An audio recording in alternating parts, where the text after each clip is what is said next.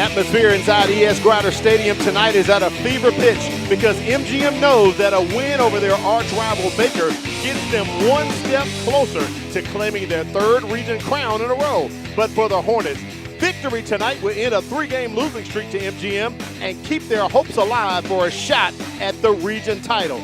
This one's sure to be a knockdown dragout. It's the Battle of West Mobile up next for the MCPSS High School Football Game of the Week. Good evening. I'm Al Wheaton, joined by Corey LeBounty. We are so glad you're with us. Corey, there's a lot at stake in this game tonight. The atmosphere is just electric for this 7A Region 1 matchup. You saw the horns in the opening, the Viking horns lighting up. The fans will have hats on. West Mobile is full of MGM and Hornets fans tonight. Under the Friday night lights, you couldn't ask for better. By order of the mayor of Sims, he asked all of the Hornets, all of the Vikings fans with those horns on to light them up, Corey, and they lit them up right here inside of ES Grider Stadium. All right, right quick, let's put up the region standings to let you know what's at stake tonight. For MGM, they are undefeated in region play. They have defeated Daphne. They have defeated Fairhope.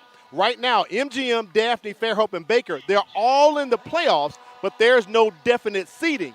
If MGM wins tonight, Corey, you can pretty much say they have the region crown because they've already beat Daphne, Fairhope, and they would have beat Baker. But if Baker wins tonight, we're looking at a 3-way tie for first place next week because guess who's playing over the Bay tonight? Daphne and Fairhope. That's how crucial this game is. What gets sweeter in high school football than deciding a 7A Region 1 crown right here against your rival? Right. Being able to try to capture a 4th consecutive victory over your rivalry after not having a lot of success throughout the years. Correct. Is something these Viking fans want to see. The Hornets fans, they're saying, hey, look, we want to end and bring back that West Mobile trophy. Correct. Back to Airport Boulevard and Baker High School. So tonight, buckle up and strap in for what will be a wonderful high school football game. All right, let's get into your checklist. What do these teams need to do tonight to get the win, Corey? Yeah, you look at Baker, they have to have the run remedy. And what do I mean by that? They have to establish the run and stop the run of the MGM Vikings, who have kind of manifested into a running team this year. They have to control down and distances. They have to get ahead of the sticks tonight, and they have to limit explosive plays. What do I mean by that? 15 yards on a run, 20 yards on a pass. For the MGM Vikings, they must put Viking viciousness in its defense, and they're already improving as the season has gone on with their scoring total dropping and their yards given up dropping. They have to continue that trend against their biggest rivalry. They need to put syrup on those pancakes. And what do I mean by that? The pancake posse of this offensive line, the right side of it, with Braden Patterson and Eric Griffin going to work tonight. They have to play through the emotions and the penalties in this game. 1 year ago, this game came down to the very last play in overtime. And again, penalties can plague you in your rivalry game. All right, let's check in with Kimberly Dunn, the third member of our crew, and get the BSN weather forecast. Kimberly, what are we looking like tonight?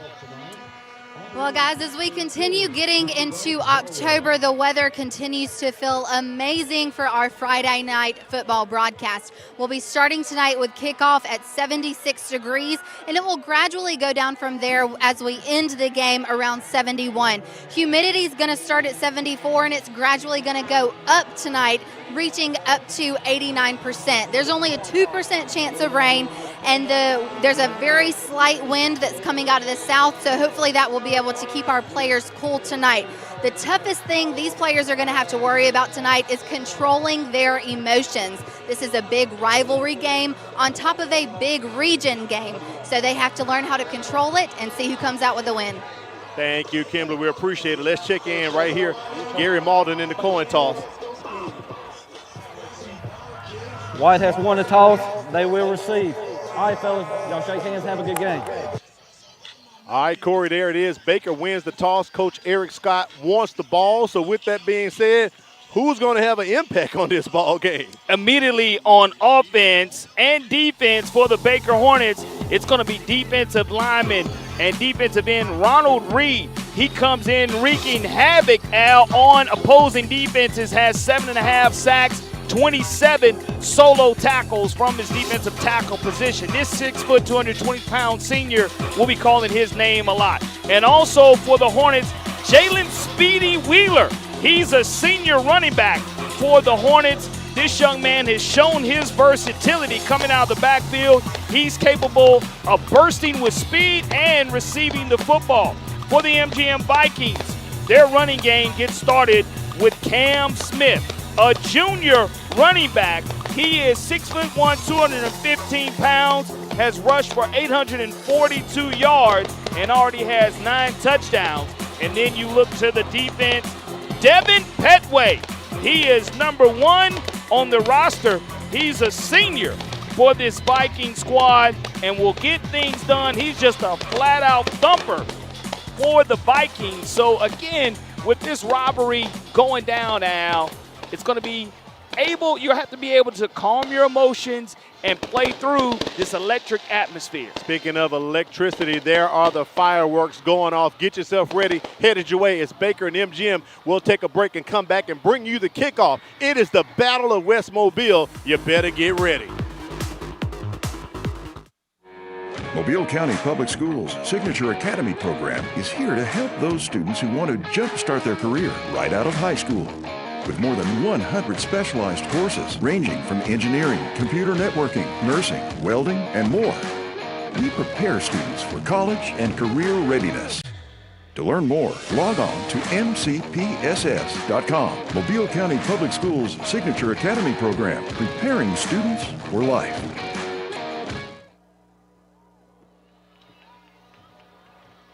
We welcome you back to E.S. Grider Stadium. Moments away from kickoff. Setting up to receive the return for Baker. Josh Jones and Katori Marion. Jones averages 34 yards per return. Marion 32.2 yards per return. And kicking off is Jake Gordon. He only boots it about 40 yards on kickoff. So let's see how far this one will get down. A little fog in here because of the fireworks that just went off.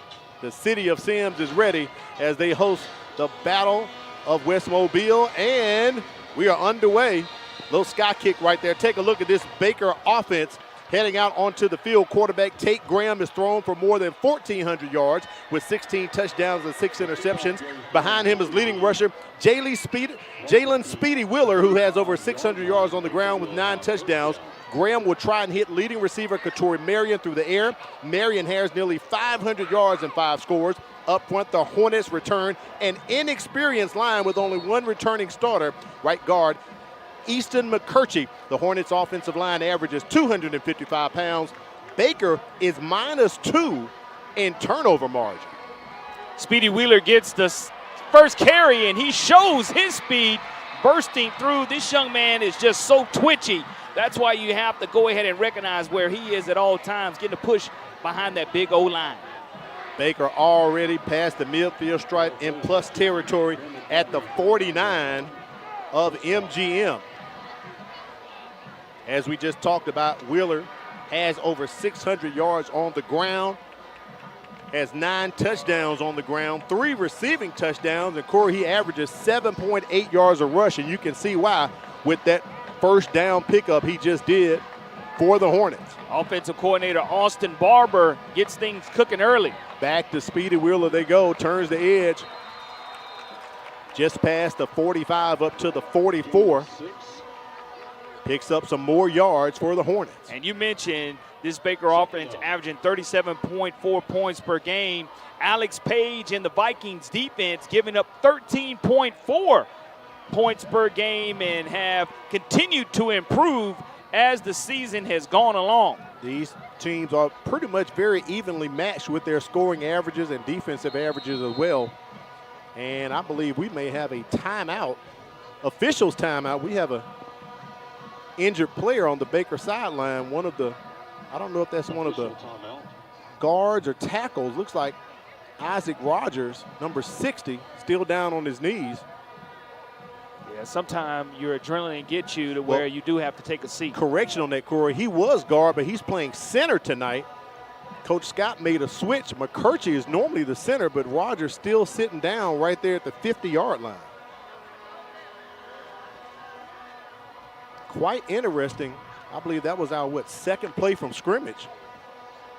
And sometimes, like you say, you have the adrenaline that takes over, and he's able to walk off under his own power, which is big time. But now you just make the adjustment to where you may have to switch Easton McCurchie. McCurchie may have to go back, and I believe there it is. So McCurchie's going to go under center, who is the normal center here for the Hornets. 2nd and 4 coming up for Baker. Speedy Wheeler goes into the slot. Empty set, and they catch right across the middle. Katori Marion, the leading receiver for the Hornets, as he goes out of bounds near the 32 or 33-yard line. And Marion, with his 29th reception of the season, the 5'11", 175-pound senior goes ahead and continues this drive. But you look at Tate Graham, Al, he has made 95 completions now on the season. 6'5", 225-pound junior, just very confident in the pocket. Corey, I've never seen this. There was no ball ready for the ball boy. Hadn't brought the ball out. Hey, look, that's he's a first. Excited. The he's officials were looking for the ball. What his job was, right, too. right. So they're going to spot it at the 32-yard line, I believe. That's a first there. They didn't have a ball. Gary Malden's going to stop play here and check on something.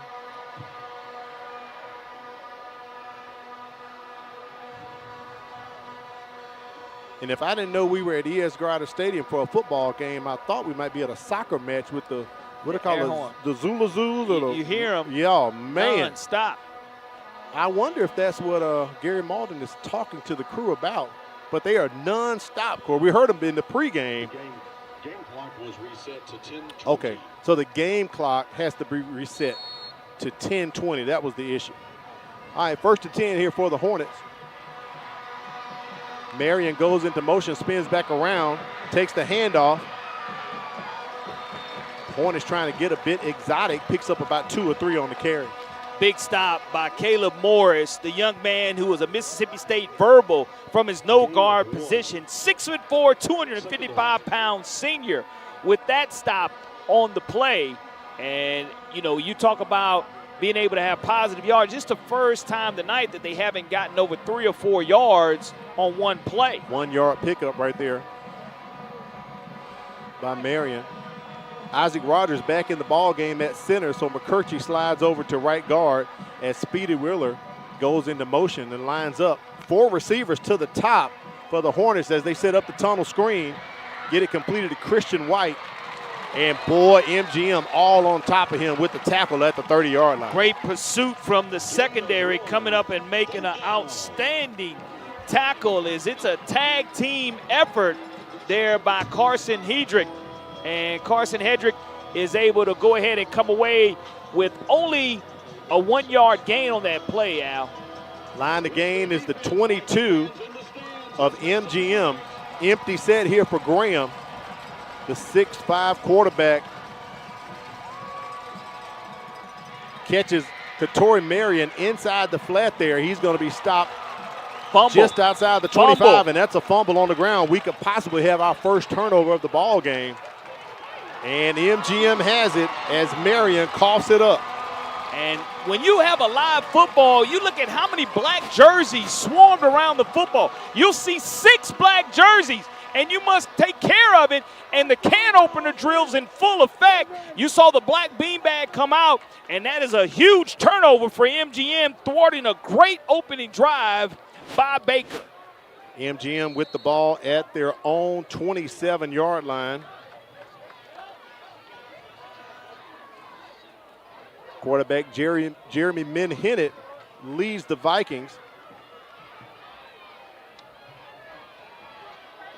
Looking to the sideline to get the call.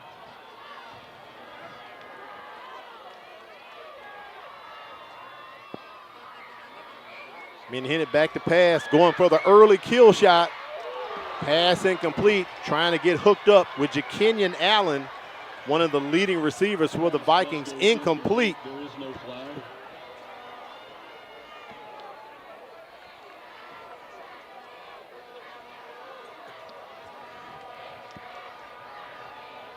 One of the Viking fans right there on the side. Helen Joyce. That's the photographer. Helen we see her all the Joyce. time, yeah. Councilman as well here in Sims. World famous Helen Joyce. Always taking the pictures at the games. Cam Smith just to the left. They handed off to Big Smith. Came over from linebacker this season to play running back. And I will say this as well, Al. Cam Smith coming over, he was my Crichton Optimist Club Player of the Week this week. Really? Okay. And the young man, 6'1", 250-pound junior, has done a tremendous job in this new role. And he had a huge game 1 week ago and continues to have that good trend this week. Flag on the play. Illegal formation on the offense, 5 yards, replay second down. So that's going to push the Vikings back. Pretty much back to the original line of scrimmage they started off with at the 22.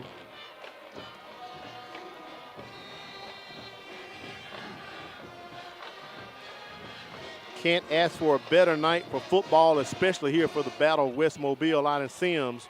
Second 15 from the 22-yard line. These two schools going at it. I was told Baker sold so many tickets, they sold out early, Corey. Someone I knew couldn't even buy a ticket to the game tonight. Cam Smith with the run as he gets past the 25 up to about the 27-yard line. He's going to set up about 3rd and 10 here for the Vikings. Theodore Roberts, 5'10", 205-pound junior from his Sam linebacker position, making that stop. And Baker had to make some changes on defense. Sure did. Within their starting lineup. And because of it, Miles Johnson comes down and he's playing will linebacker from his normal free safety position, and you have 3rd and 10. Baker needs a huge stop right here. DJ Broughton in the slot. Got to keep your eye on him if you're the Hornets. He's a big target for Menhennet. Menhennet scrambling and gets sacked from the backside, and that's going to lead MGM to 4th down. Great job of just staying home and having discipline within your rushing lanes. And that's exactly what Baker was able to do. Miles Johnson, we just mentioned him making the swap from free safety to linebacker. The 6'1", 180-pound junior stays home. Shondell Harris, he's had his fair shake of fake punts, so Baker's aware of that tonight. So he's averaging close to 46 yards a punt. Harris gets it off. Katori Marion doesn't signal for the fair catch. Yes, he does. He fair catches it at the 43. Take a look at this MGM defense if we can get it up. They do play out of a 3-4 on a line that averages 257 yards across the front. Nose guard Caleb Morris is tied for the lead with 3 sacks and 9 tackles for loss. In the middle, jack linebacker Jordan Winchester and star backer Devin Petway will lay the lumber on Baker tonight. In the secondary, free safety, we just talked about him, Mr. Everything Shondell Harris leads the Vikings in tackles and has 2 blocked punts and a blocked field goal. MGM, this defense has 9 takeaways on the season. 1st and 10 for the Hornets at their own 43-yard line. Handoff right there to Wheeler as he crosses the 45. Not being able to do anything off of that turnover there was huge as far as from a momentum standpoint. Jordan Winchester, the jack linebacker for MGM, 6'1", 210-pound senior, makes his 17th solo tackle of the season. Baker averages 33.7 points on offense. They give up 17.9 on defense. As I said, these teams pretty much evenly matched. 37.4 on offense for MGM and on defense 13.4. After this play, we'll check in with Kimberly Dunn on the sidelines. 2nd and about 8 here for the Hornets, setting up a quick screen, and boy, that shut down, and wait a minute, incomplete. Let's check in with Kimberly Dunn. What's going on, Kimberly? When I was able to speak with Coach Golson before the game, he told me what it was going to take to win this game, and one of those was to create turnovers. We saw that just a moment ago, even though they weren't able to capitalize on that. And when looking at the other side, Coach Scott said that they had to eliminate any turnovers. So we're going to see if both of these teams are able to execute what they're set out to do tonight. Thank you, Kimberly. You're right about that. They're trying to get the turnovers, but that one was incomplete. It was a bang-bang play. Here's the replay. And you look at them being able to try to get to their Oh, yeah. speedster and just never was able Couldn't to make a football possess it. move. Did not make a football move. But here's a huge third down. It's money down, and MGM wants to make sure that they keep everything in front of them. Play action. Nowhere. Katori Marion wrapped up right at the line of scrimmage. Fourth down actually takes a 1-yard loss on the play. So fourth down coming up here for the Hornets. Jordan Winchester with the quarterback pressure. Jordan Doss finishing things up. The will linebacker, 5'11", 205-pound senior. And you can see both of these teams come out swinging. Baker with their second offensive possession already, punting away to MGM. And Baker's defense wants to sustain that type of momentum they had after that turnover by their offense. Case and Lawrence back to punt. Averages about 36 yards a punt. JaKenyon Allen to receive it. Calls for the fair catch. And it's going to be down pretty much at the 15-yard line. Take a look at this MGM offense. Told you they're led by quarterback Jeremy Menhennet. He's a 65% passer, 11 touchdowns, 4 interceptions. When he throws, he'll try and connect with receivers JaKenyon Allen or South Florida commit DJ Broughton. Allen leads the Vikings in receptions, and Broughton averages 15.44 yards a grab, has 6 touchdowns on the season. Running for MGM, we talked about him, Cam Smith, who averages 6 yards a carry, has 9 touchdowns. He'll run behind the line at experience and hefty at that, averaging 291 pounds. MGM is +4 in turnover margin. 1st and 10 from their own 15. Just thrown down. Cam Smith by this Hornets defense and then forced backwards, so no gain on the play. Impact player Ronald Reed making his presence felt. Number 88 in white. You can see why he is just a defensive stud for these Baker Hornets. The 6', 220-pound senior just gets in, and he's having his way there on that offensive line on that snap. They'll give him credit for 2 yards up to the 17 with the forward progress. Trip receivers to the top. They fake it. No, they do give it to Cam Smith. Boy, met right at the line of scrimmage. Maybe falls forward for a yard, but it's still going to be 3rd down here for the Vikings. And you see 88 and 98, Ashton Stokes, the nose guard in with the assistance of Ronald Reed. Ashton Stokes, the 5'11", 315-pound nose plugger, like I like to call him. When you're 315, you just plug up plenty of space. Yeah, that's a fire plug right there for you, Corey. Empty set for Menhennet. 2 men in the slot, one of them Broughton. Flags everywhere in the vicinity of holding as he throws a pass incomplete.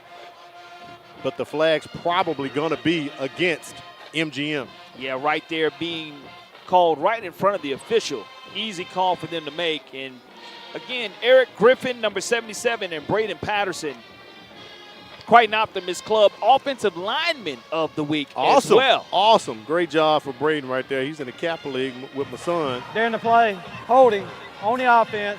That penalty decline, 4th down. Brings up 4th down. Quick check-in at Ladd Stadium. Score, Williamson 7, Vigor nothing in that 5-8 Region 1 contest taking place down at Ladd. Keep your eye on the Baker returner. Not Katori Marion. They're sending back Tristan Robinson right now, Corey. He played running back last year. And Shondale Harris, he booms the football away, again, averaging 46 yards a punt. So no fake deep in their own territory, even though they've done it this season. You'll see him be able to put toe to leather. Does that rugby style, pretty much aims it, kind of shanks it. Looked like one of my tee shots off of number 10 over there at Spring Hill. That ain't a good look right there, Corey. No, he's going to stay. He's going to stay on the field there as the free safety for the Vikings. But anytime you have that running rugby, you're not able to go ahead and put your full thrust of your leg into it. And because of that, shanked it a little bit. And Baker is going to have outstanding field position on their 3rd offensive possession already of this first quarter, even though we're scoreless. That's a net 20-yard punt. Goes from the 19 to the 39. So Baker's sitting good right now at the 39-yard line of MGM. Their first drive, they did penetrate down to the 30, but they had a fumble We are scoreless here at the Battle of West Mobile. Al Whedon, Corley Bounty on the sidelines, Kimberly Dunn. Tate Graham trying to go over the top, has a man. Oh, Katori Marion hauls it in. Touchdown for the Hornets, 39 yards from Graham to Marion. What a strike by Tate Graham. The accuracy, catching Katori Marion in stride. His 29th reception of the season, his 6th touchdown of the season, now has over 485 yards receiving. That is great defense, even better offense. And he waves to the Baker crowd and lets them know we are up early here in Sims, Alabama. Jake Gordon on for the PAT, 29 out of 31. He is 30 out of 32. Baker strikes first in the Battle of West Mobile.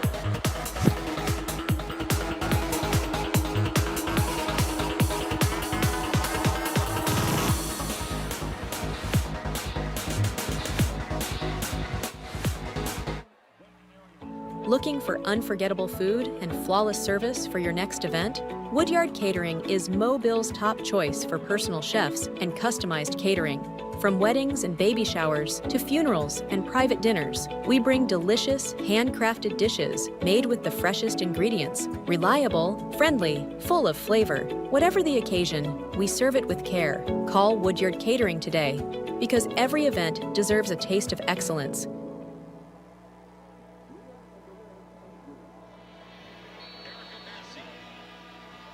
Baker strikes first. Got to correct myself, Corey. That was Kason Lawrence with the PAT. It was good. So he is now 33 of 34. 39-yard TD reception to Katori Marion. 7 seconds, one play, 39 yards. Katori Marion, he is a South Alabama verbal commit, folks. So another Jaguar staying in the backyard. If he's staying there, he's a good one. Baker all over MGM on that return. I think the forward progress is probably going to be up to the 20, maybe the 21, as they pretty much just wrap up the returner for MGM. That's what you have to do. I mean, here it is, MGM trying to respond off of a quick strike by this Baker offense. And again, Baker's offense coming in averaging 37.4 points per game. Offensive coordinator Austin Barber dialed up a great one. Tate Graham with the execution to Katori Marion. Let's see what answer Menhennick comes up with. Baker scores on that third possession after you had just said it. The next play, they strike pay dirt up the middle. Cam Smith just barreling through north and south for the Vikings. Baker's defense is a 3-4 base defense, and head coach Eric Scott, he runs the defense as well. They give up 17.9 points per game. Go right back to the well again. Cam Smith, I think he was stood up, but the line appears to be closer to the 30. Let's see if he gets forward progress here. One of the Baker Hornets loses his lid, and we have an injured Hornet on the field. Jermaine English with the stop, the 6 foot, 182-pound senior, and you'll see him on the ground. Looks like Daniel Smith right there at the bottom of the pile. Gets caught at the bottom of that pile, and that's unfortunate when you are in a pile of bodies. Correct. And you have them landing on top of you. That's tough. We'll take a break, come back for this injury timeout.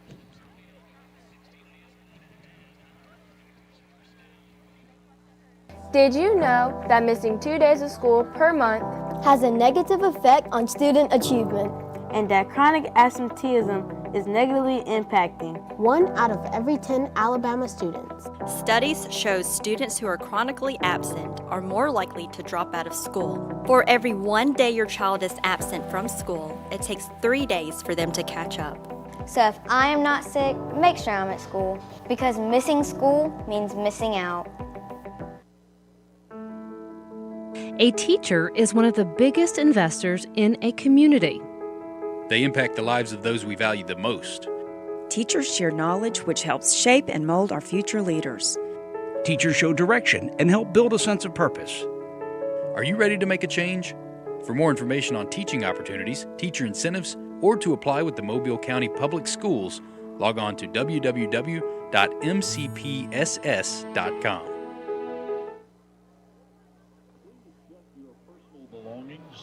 Looks like English is walking off the field on his own power. That's always good to see right there, Corey. It is, and you take away, though, another starter for the Baker defense. You've already lost one throughout the week in practice, and now you lose another linebacker. This is your second linebacker starting that Eric Scott has lost. So we'll see if Jackson Williams, number 25, comes in and replaces Jermaine English. We'll see how it goes down and how it affects this Baker Hornet defense. But they do have that cushion 7-0 lead. 3rd and short here.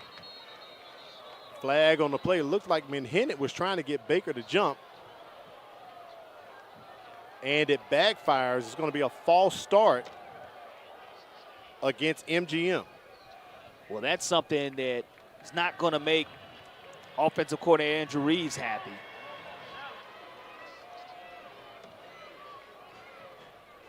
There's a shot right there of Gary Malden. Mike didn't seem to be working. We couldn't even hear him on the house mic here in the stadium. 3rd and 6 coming up here for the Vikings. What do? You go back to Cam Smith. He's got the first down and more. Baker could not catch up with him. Smith is a big body, as we talked about. He switches over from linebacker. No, that's not Smith on that carry. 8, Shondell Harris. Shondell Harris over. That 8 looked like a 0. And Harris, he can do it all for him. He played running back last year, quarterback last year, as a matter of fact. Harris with his 14th rush of the season. Now he has close to 100 yards. And there they give it to Cam Smith as he gets near the 50-yard line up to the 49. Great job by the offensive line. Again, I call it the pancake posse. Braden Gartman, Grant Hausneck, Colton Cooey, Eric Griffin, and Braden Patterson. Again, you mentioned what they average upon the offensive line. Just plenty of beef to be able to run the football this season. Nearly 300 yards at 291. Menhennet trying to hook up with Jakenyon Allen and coming over to break it up. Great job by the Hornets defense right there. Tristan Robinson from his rover safety position, the 5'9", 175-pound senior, prevented a touchdown. Caught him in stride right there. And, again, you just have to try to high point that football. Go up and get it instead of catching it in stride. Battle for it in the air. 3rd down here coming up. They give it to Smith once again. And I believe he has enough for the first down. They're going to mark him at the 46-yard line. The line of the game was the 47, and the chains are moving here at ES Grider Stadium. Miles Johnson, number 0, again, coming up to make the stop. But this is what the offense needs, just a little continuity and back-to-back first downs. Approaching 60 seconds left in the ball game. Another big run right there from Cam Smith. We told you he averages 6.1 yards a rush when he's carrying the rock for the Vikings. Doesn't matter whether he's hitting as he did a year ago or being hit now, he's definitely putting out punishment. And this young man is a force to be reckoned with offensively moving forward for head coach Zach Golson and these Vikings. 2nd and 2 coming up. Play clock at about 15 seconds. MGM will have to snap this one before the quarter ends. Low snap on the ground. Salvaged and picked up. And scooting forward to get the first down, Shondell Harris. I'm telling you, he does everything for the Vikings. Well, again, he was a quarterback a year ago. His sophomore year by trade was a defensive back, and out of necessity had to go to that position. Finds the loose pigskin, shows his strength. He keeps the legs churning and pushes forward. Straight up the middle. Harris with another carry. Zach Golson caught him sleeping right there. Baker thought they weren't going to run a play and let the clock run out, but they did. And Gary Malden signaling for play. We have zeros on the clock. On the game clock, they let another play run off. Up the middle on the carry for MGM, Devin Petway. And now I believe we're going to stop the action. It should be the end of the first quarter here. And there it is. MGM driving, trying to score to even up this ball game. Do you feel alone, overwhelmed, or helpless? There's hope. There's hope. Call or text 988. You don't have to face your crisis alone.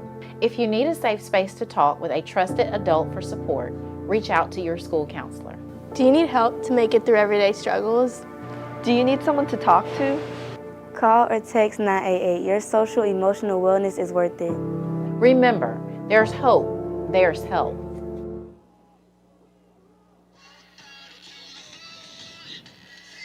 We welcome you back to the MCPSS High School Football Game of the Week. Taking a look at some highlights from yesterday, it was Phillips Prep against Lott in the Small Division Championship. And there's Marlon Gaines Jr. on the run for Phillips. Unfortunately for the Pirates, Corey, that was their only score of the ball game. He was able to make, and after that, it just didn't go in Phillips Preparatory's favor. It turned into the Cam Valentina and Ethan Rodriguez show. Valentina scoring right there for the Lott Wildcats, and Ethan Rodriguez, watch him turn the corner and turn on the Jets and hits pay dirt for Lott Wildcats as they pretty much took the victory, and that is their third small division championship in a row. So congratulations to Coach Jacob Warren and the Lott Wildcats picking up the small division title. Once again, your 2025 champions right there. Great time we had yesterday here at E.S. Grider Stadium. A great time the Viking fans are about to have if they score, and the Hornets fans will erupt if they stop them. Cam Smith on second down. Braden Patterson loses his lid. No, that's Eric Griffin, number 77, right guard. That is enough for the first down, I believe, at the spot. So that's going to set up first and goal from the 10-yard line here from MGM. And positive yardage is all you can ask for in that situation, and getting the first and goal to go opens it up for offensive coordinator Andrew Reeves and Zach Golson. 10th play of this offensive drive for MGM so far. Double stack here on the near side with Allen and Broughton. Look out for that screen. But before we have whistles, a timeout has been called by Zach Golson. Timeout. He wants to discuss MGM. things.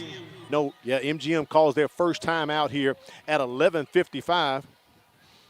Got to thank our folks over there at Jersey Mike's, one of the sponsors of the game tonight. Jersey Mike's is hiring. Work with one of the best companies in the country. Great pay and benefits. Stop by the Dolphin Street or Airport Boulevard location to apply. Tell them Al and Corey sent you.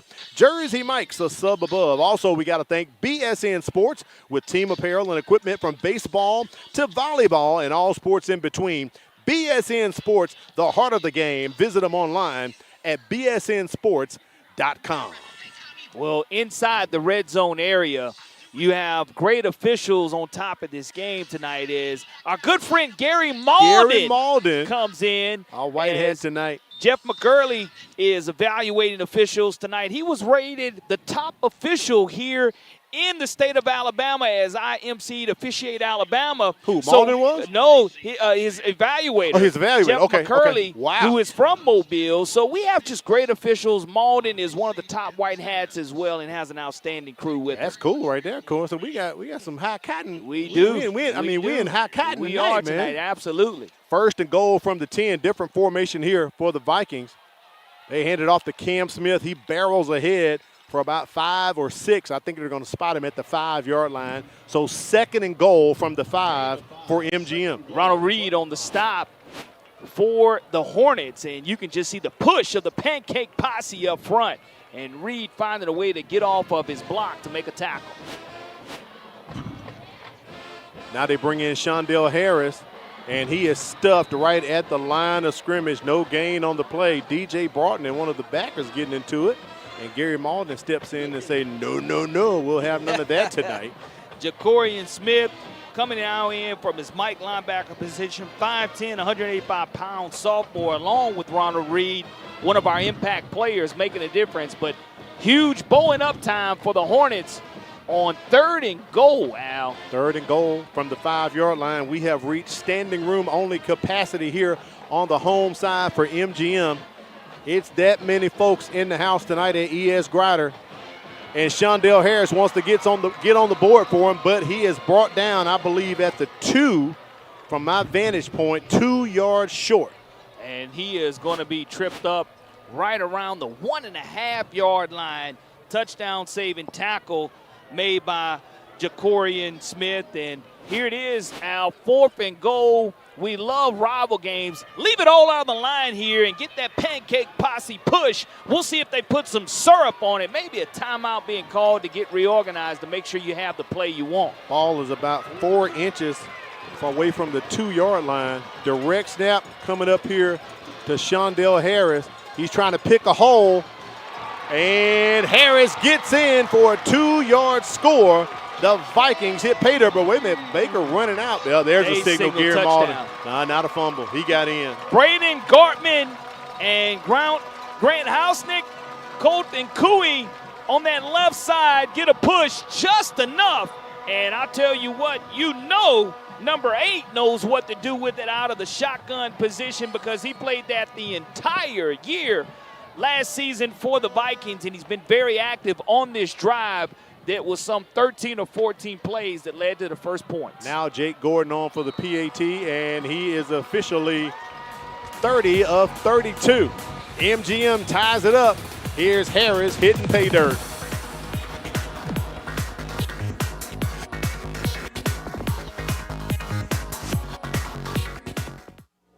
So I wasn't ready for my math test. Didn't know that it was going to come to this. I mean, it was just a phone call so I could get out of testing. Threatening harm to a school, even as a prank, is a crime.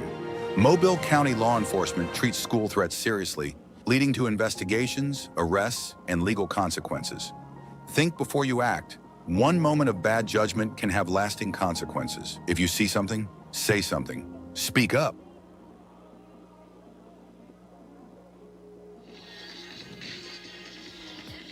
MGM beat Baker last year 34-31 in overtime. Last year, the first time the game has ever went to overtime, and MGM leads the overall series 33-26-2. And our good friend Juan Johnson, who was the former head coach at Baker High School, had a chance to correspond with him earlier, wants to give Hornet Nation a huge shout out. Even though he's the new head football coach at James Clemens over the Jets. Okay. This Hornet Nation meant so much in his 1 year down here him, his wife, and his daughters, and he wanted to make sure that he shouted out to Hornet Nation and let everybody in the Mobile County Public School System know how much his time here, 1 year at Baker, meant to him. That's huge right there. Coach Johnson doing his thing up there at James Clemens. All right, Baker gets the ball first time here in the second quarter. Starting off at their own 27-yard line. Slant to Katori Marion. Katori Marion trying to take it to the house. One got to beat. And Katori Marion says, no, I'm hitting pay dirt, mama. Second touchdown for Marion tonight. Is that 63 yards? I would agree. If it is an official 63-yarder, it's his 7th touchdown of the season. And Katori Marion absolutely means business. 73 yards, my math is off, so we'll give him 73 yards, an extra 10. He calls himself the future. Well, I tell you what, he saw the future, and that was another 6 points for him in the end zone for the Hornets.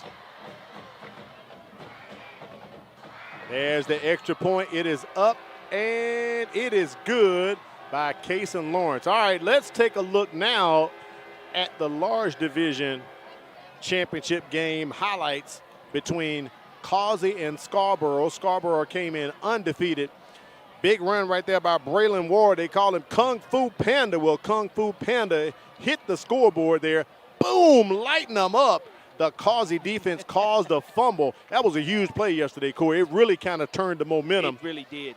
And you look at a pick six. There it is, Maryland McCovery. We had a pick six in the ball game yesterday. He took it, as I say, to the house for the Tigers, and that's pretty much what occurred yesterday. Nice run right here from the Causey running back as he hits pay dirt Colin Pope, and it pretty much was a Causey show. But Caden Jones-Mills, look at the speed, look at the future right there.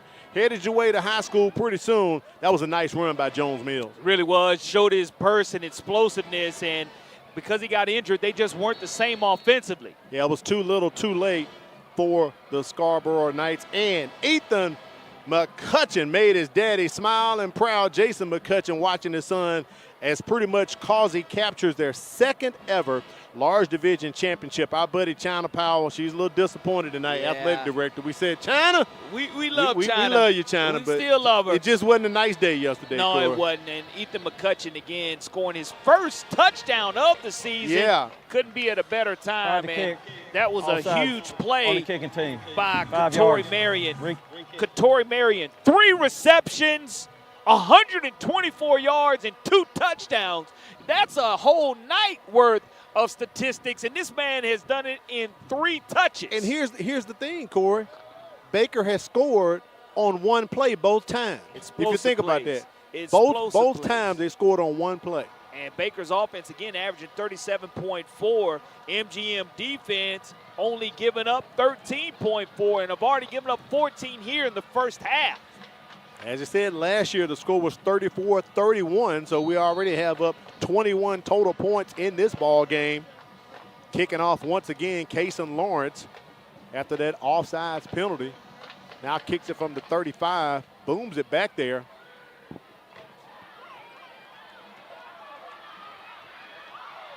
Taken by Harris up to about the 28-yard line.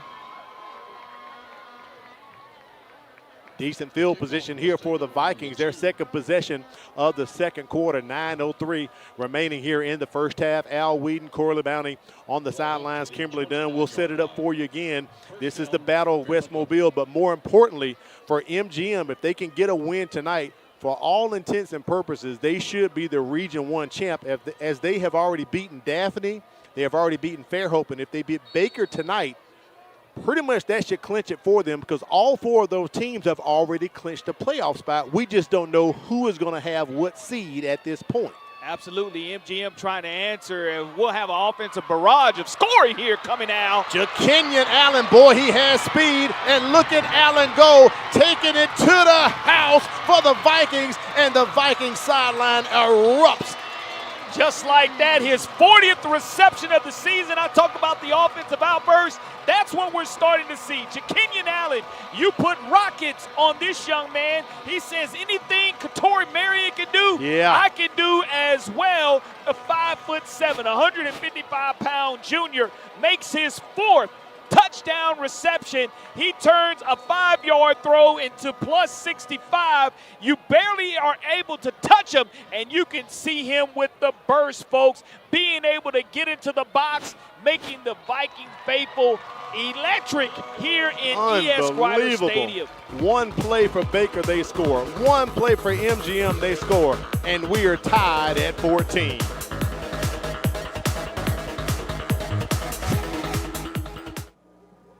Thank you. You're welcome. Ayla, hi. Oh, hi, Sierra. How are you? Good. How are things? Things couldn't be better. What do you mean? Well, I just started this new job as a school teacher with the Mobile County Public Schools, and it has been a life changer. Great benefits, the hours are great, and great students. Just overall, it's a great opportunity. Oh, wow, that sounds great. Yeah. I'm going to look into that. You should. For more information, visit mcpss.com/job opportunities. Well, we've got a barn burner breaking out here, Corley Bounty. 71-yard touchdown run. Jakenyon Allen, one play, 12 seconds. This is unbelievable. Baker scores in one play. MGM answers right back with one play. And it's the offensive fireworks started early here in pregame festivities. They carried over now to the second quarter, back-to-back plays of an eruption. Onside kick. Onside kick, that's a live ball.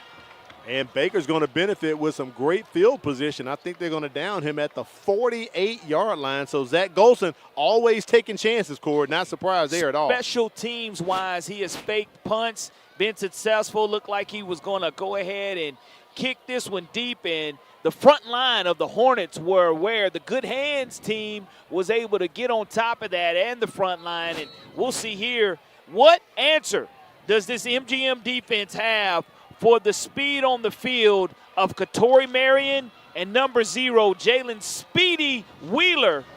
And Tate Graham with the quick release. Not a threat really running it, but he has shown the accuracy in his arm. Only one turnover tonight so far in the ball game. Baker had an early fumble. MGM couldn't capitalize, but they have done it through the air. Pressure on Graham, and he's just going to have to eat it and go down as he is sacked for a loss. And that's the future Mississippi State verbal commit. The nose guard, Caleb Morris, makes his 4th sack of the season, and you're just winning your box. And Tate Graham did the smart thing, just balling up, making sure he secured the football, but Caleb getting a great push over center Isaac Rogers and showing his strength, 6'4", 255 pounds. You can see why he is SEC ready. 7-yard loss on the play sets up 2nd down and 17. Score check from last stadium, 7-6. Viger gets on the board in that 5A Region 1 clash. Speedy Wheeler goes into motion. They fake the screen, go to the other side. And that one pretty much was going nowhere, but back to the original line of scrimmage, Christian White with the reception. His 17th reception of the season, 5'11", 175-pound senior with the stop. But we do have a yellow dirty rag on the field, maybe bringing it back. Face mask on the Vikings. Tough call. PA announcer says it's face During the mask. play, face mask on the defense. Oh. 5 yards. Replay, 2nd down. It's not the 15-yard version. It's a 5, so an inadvertent face mask. I didn't see it on the play, but I know this much. Baker will take the capitalization of it, and offensive coordinator Austin Barber will say, okay, I open up the playbook now. Instead of 2nd and 10, I have 2nd and 5. Yeah, it was 2nd and 17. So, it was 1st and 17. So that's huge right there. The 5 yards helps out after the reception by White. Graham goes into the huddle. Play clock approaching 15 seconds here for the Hornets. And they break at 11 seconds.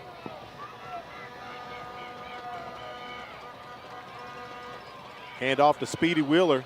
Picks a hole, turns on the Jets, does the spin move, gets it inside the 35 up to about the 33 or 32. Nice run by Speedy Wheeler. San Juan Trixie from his defensive end position makes a touchdown saving tackle. Look at the reversal and the balance of Speedy hitting the circle button. It matches his jersey. It's going to come back there is a flag on the play, but you don't get a nickname like Speedy Wheeler for nothing.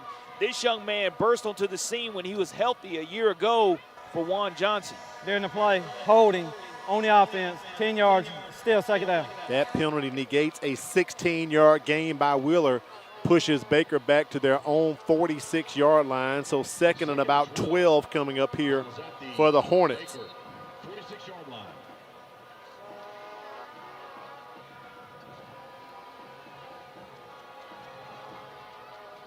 Graham looking to the sideline to get the call. Sends Wheeler out to line up as a receiver. Now, after this play right here, the shotgun spread with no back, that means there's a lot of speed in motion.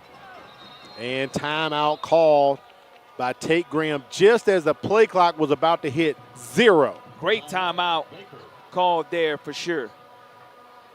7:18 remaining here in the first half. Don't forget, coming up at halftime, the Chick-fil-A Halftime Trivia Challenge. Kimberly Dunn will go into the stands to select a spectator, ask him a question, and give him a choice of multiple choice answers. And if they get it correct, the cow will go moo.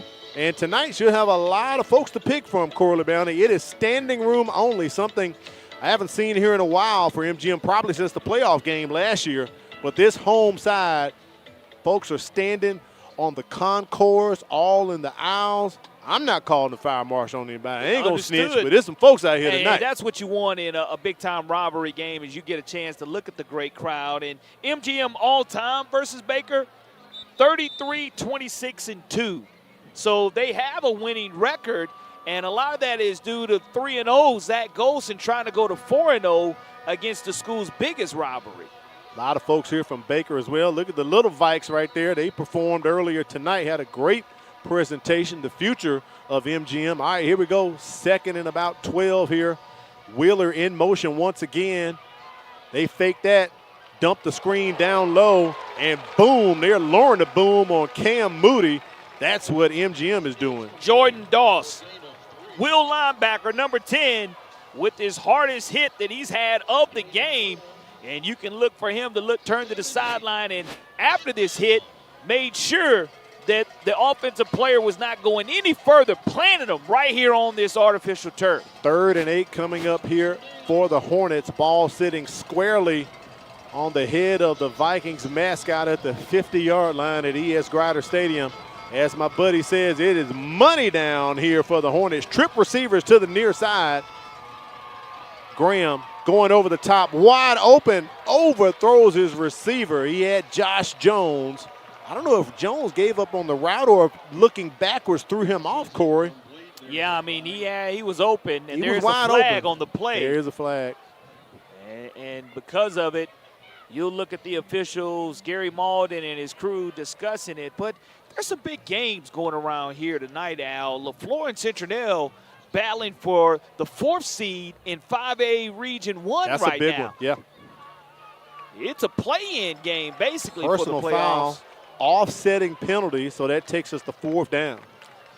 And with that being said, I mean, 7-0 Centinel leading LaFleur. So the implications for first-year head coach Michael Perry and the Rattlers are huge. Yeah, that's a huge ball game up Highway 45. Trying to lock the gates in Centinel.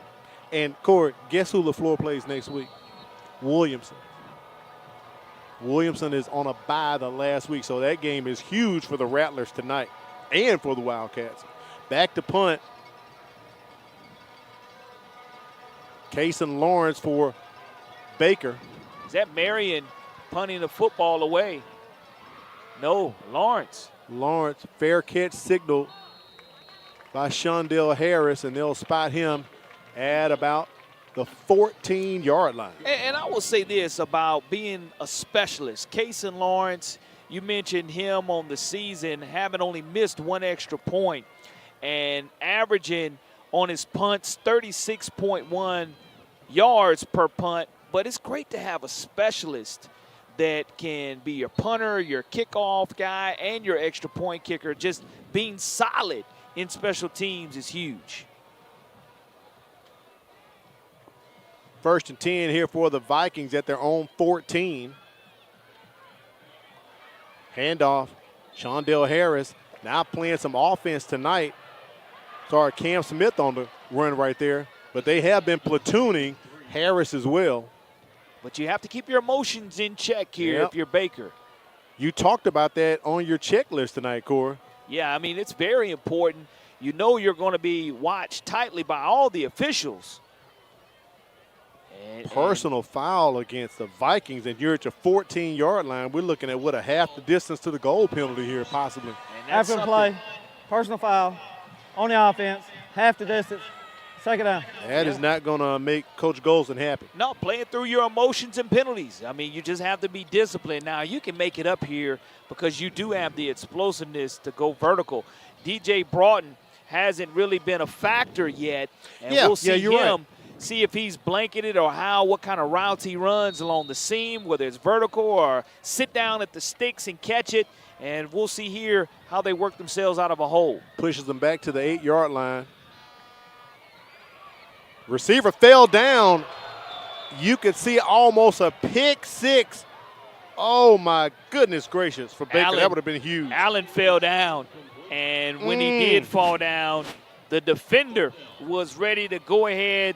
Jared Grissom was ready to come up the corner. The 5'9", 160-pound senior had pick six written all over that one. That would have been his 3rd interception on the season. Wow. And you could hear a big sigh of relief here on the Vikings sideline, Corey, after he dropped it. Pistol formation here for the Vikings. Play clock hits 10 seconds. Let's see if Zach Golson will call a timeout as we approach 5. Menhenet's got to snap this to call the timeout. 2-1, and there's the timeout from Zach Golson at 5:50 remaining here in the first half. Yeah, you have to call that timeout because you don't want to lose any more yardage. But I am a little bit surprised that DJ Broughton Jr. has not been more involved. And I know sometimes you use your star players as a smokescreen. This is a young man who was verbal to South Florida and also has an Auburn offer. But again, at 6'5", 225 pounds, 4 in black is definitely a factor. And Menhenet, he can go vertical also. We've seen to Kenyon Allen take the short pass and take it to the house. And also Cam Smith coming out of the backfield. Shondell Harris, if he's out on the field, he's also a factor as well. Got to let my producer know MGM has 1 timeout remaining here. Zach Golson has called 2 on the scoreboard. MGM with 1, Baker with 2. And since we have a timeout, Corey, I got to talk about this grease I smell. I don't know if that's fried fish or wings, but someone is blessing somebody here. Absolutely. On the campus of MGM, brother. Good. They need to come up here and bless us one time. Man, 3rd and long coming up for the Vikings. Crucial play right here for MGM. Let's see what Zach Golson and the crew have come up with after that timeout. Empty set. They send the receivers out, 3 up top. Got a double stack here on the near side. Look for some type of tunnel screen. Going to the left and throws it behind him. That's a live ball. It's either going to be a safety or a touchdown. It goes out the back of the end zone. So actually it's a touchback. Oh my goodness, Corey. I've never seen that in person before. Menhenet was trying to throw the screen and literally threw it across his body. And that's a safety. There's the safety call. Yeah. There it is. And again, you just get a little confused about your signal. Oh, goodness. And because of it, it slipped out of his hands. Yeah, I hate that for the fella, went man. to chase it, yep. And Baker almost was able to pounce on it. It would have been a scoop and score situation, but it just slipped. And because it's a lateral, goes behind the line of scrimmage, it is a live ball. That's why you see 11 in black, the quarterback running chasing. And also Baker almost being Johnny on the spot, trying to pounce on that was Jacorian Smith, number 26. But it is a huge score on the scoreboard because we were tied up. Now it makes it a field goal difference. And with this free kick, we have seen an overtime game 1 year ago that really came down to the last play in series. And it was 34-31, a 3-point difference a year ago. Stick around, folks. We may be heading that way once again in a 1-possession game. Free kick coming up here for MGM. Baker ready to receive it. They put back Katori Marion and also back to receive for them Josh Jones. Harris lays into it, and we have flags. I think someone may have been offsides possibly. That's one of those unfortunate bounces, though. You have the tuck rule that we saw in the NFL a few years ago with Tom Brady in the snow against the Raiders, and you say, is it a fumble or is it not? That was clearly a fumble because when he tried to go back and throw it, there was no forward motion, and because there was no forward motion, you can't say that it was an incomplete pass. Correct. Plus, it went behind the line of scrimmage, which makes it a live football, and Baker able to capitalize, and MGM now in a situation to where they need to make sure off of this free kick having a penalty called on them, now kicking off from their own 15. Kickoff. We're going to kick off on the tee here. Being pushed back 5 more yards. Last safety we had this season was Citronell Williamson against Citronell up Highway 45.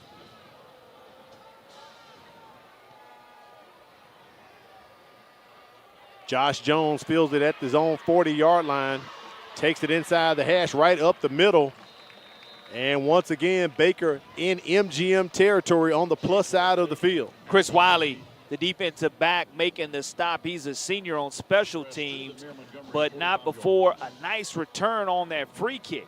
And we'll see exactly what happens here for the Hornets, who have gone ahead here by 2 because of a great opportunity for their defense. Again, could have been a touchdown, a scoop and score. It was close. But it's still a 2-point lead for the Hornets. 5:45 remaining here in the first half. Eric Scott and the Hornets trying to add more on this 2-point lead they have. Toss it to Speedy Wheeler. And Wheeler fumble, but it falls right into the hands of Cam Moody. Johnny on the spot, and he picks up the first down. Wow. The tight end, 5'10", 175-pound senior with the pickup, the gift off of the carpet.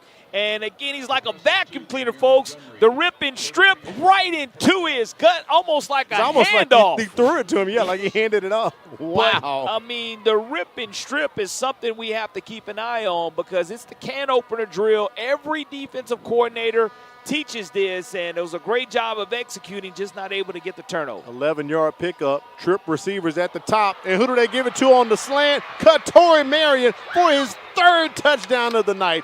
3rd touchdown for Tate Graham. The Hornets ain't playing tonight, Corey. I can see the future.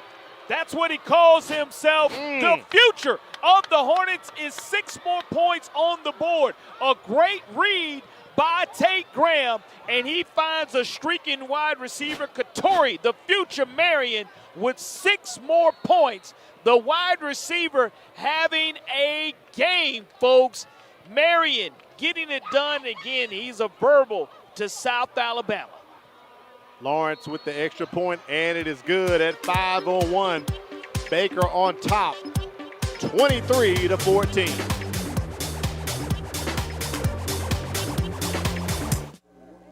Looking for unforgettable food and flawless service for your next event? Woodyard Catering is Mobile's top choice for personal chefs and customized catering.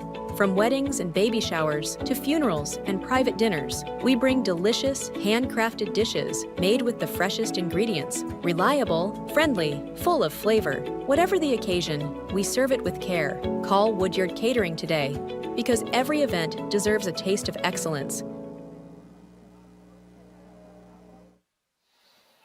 Did you know U.S. News and World Report ranked Eichel, Mertz, Magnet, and Phillips Preparatory as the top magnet elementary and middle schools in Alabama right here in Mobile County and part of the MCPSS. Great to know. So 9 out of 11 is Tate Graham for 171 yards and 3 touchdowns. And it is unbelievable, 157 yards receiving with 3 touchdowns for the future Katori Marion. Lawrence booms that one and sends MGM into the end zone. It's a touchback. So now you're at a 9-point deficit instead of a 7-point deficit because that's 2-score margin. Safety is huge. That's huge. Now we saw back-to-back explosive plays earlier with Katori Marion being able to have Jacalen Allen answer for the Vikings. Now this is going to be a huge bounce back mentally for Menhinnitt, coming in and getting settled back in offensively, finding his playmakers. What is Zach Golson and the Vikings going to do right now? And they just hand it off up the middle with the run. Picking up a couple of yards. Cam Smith with the carry. 2nd down and 6 coming up here for the Vikings as we are officially under 5 minutes. Yeah, you look at 4:52 remaining here in the first half of action. During the play, face mask on the defense, 5 yards, replay first. So it'll be 1st and 1 after the run. They're going to credit him with the carry.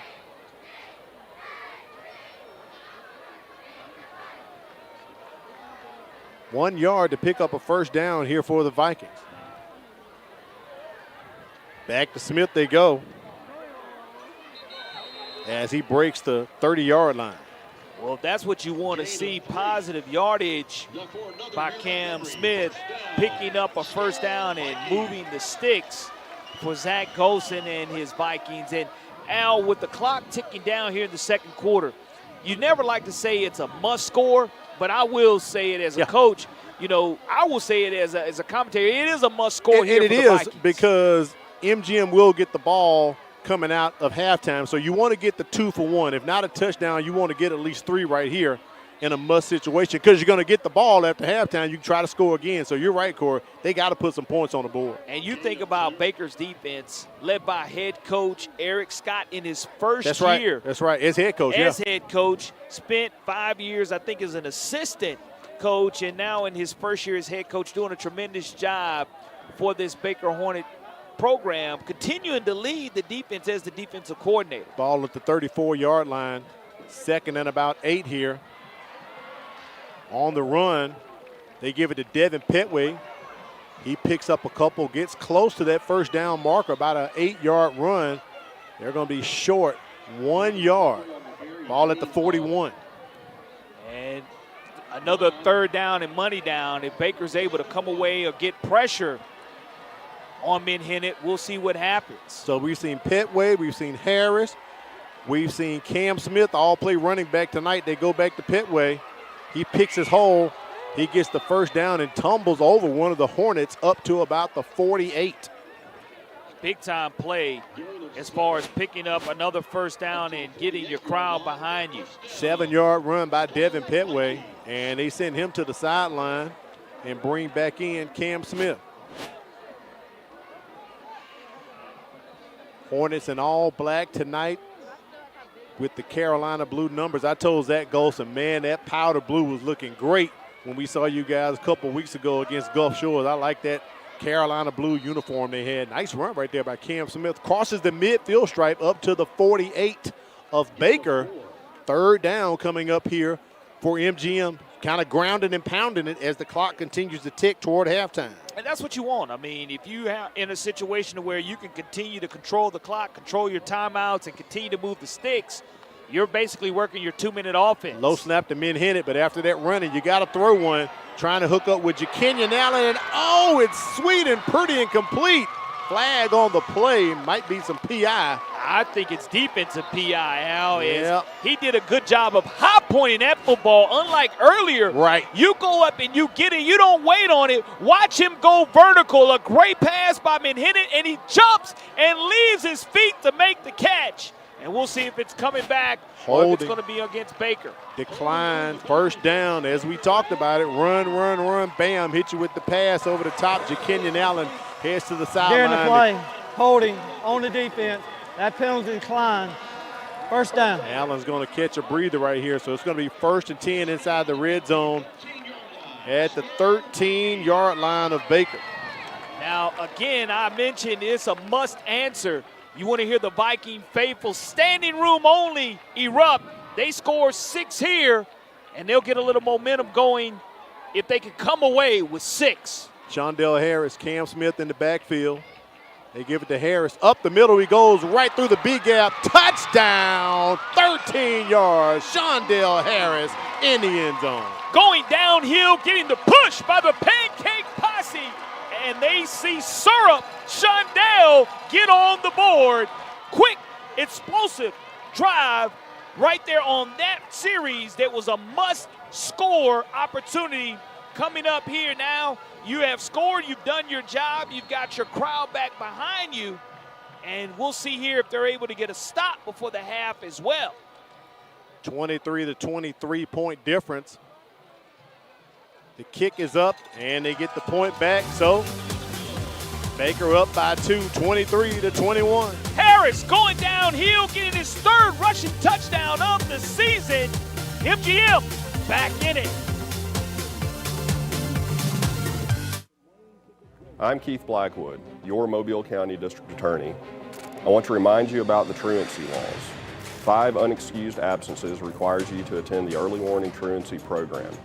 Failure to attend the early warning truancy program can cause you to appear before a judge in circuit court. We need you to stay in school. This is a serious law. and it needs to be taken very seriously. I wish you and your family a safe, happy, and successful school year. The burner continues 23-21. MGM gets the score that they need. Corey, you said it was a must-score situation. I think Zach Golson and the crew heard you because they put up 6. That's what you have to do, Al. You have to answer in this rivalry game to give yourself momentum, to keep your crowd engaged and involved, and standing room only crowd being treated to a phenomenal first half shootout here in Sims, Alabama. Fans are on the sideline waiting to come out for halftime. Gordon lays into it. Katori Marion takes it at the 9-yard line. Up the sideline, he's already scored 3 touchdowns tonight on receptions. Nice return up to about the 30.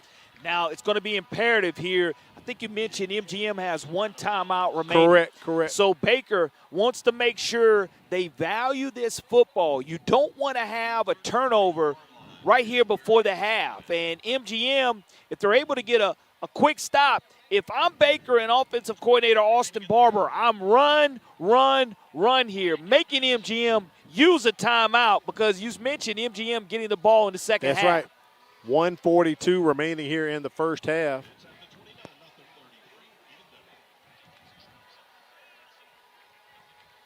Speedy Wheeler in the backfield with Tate Graham.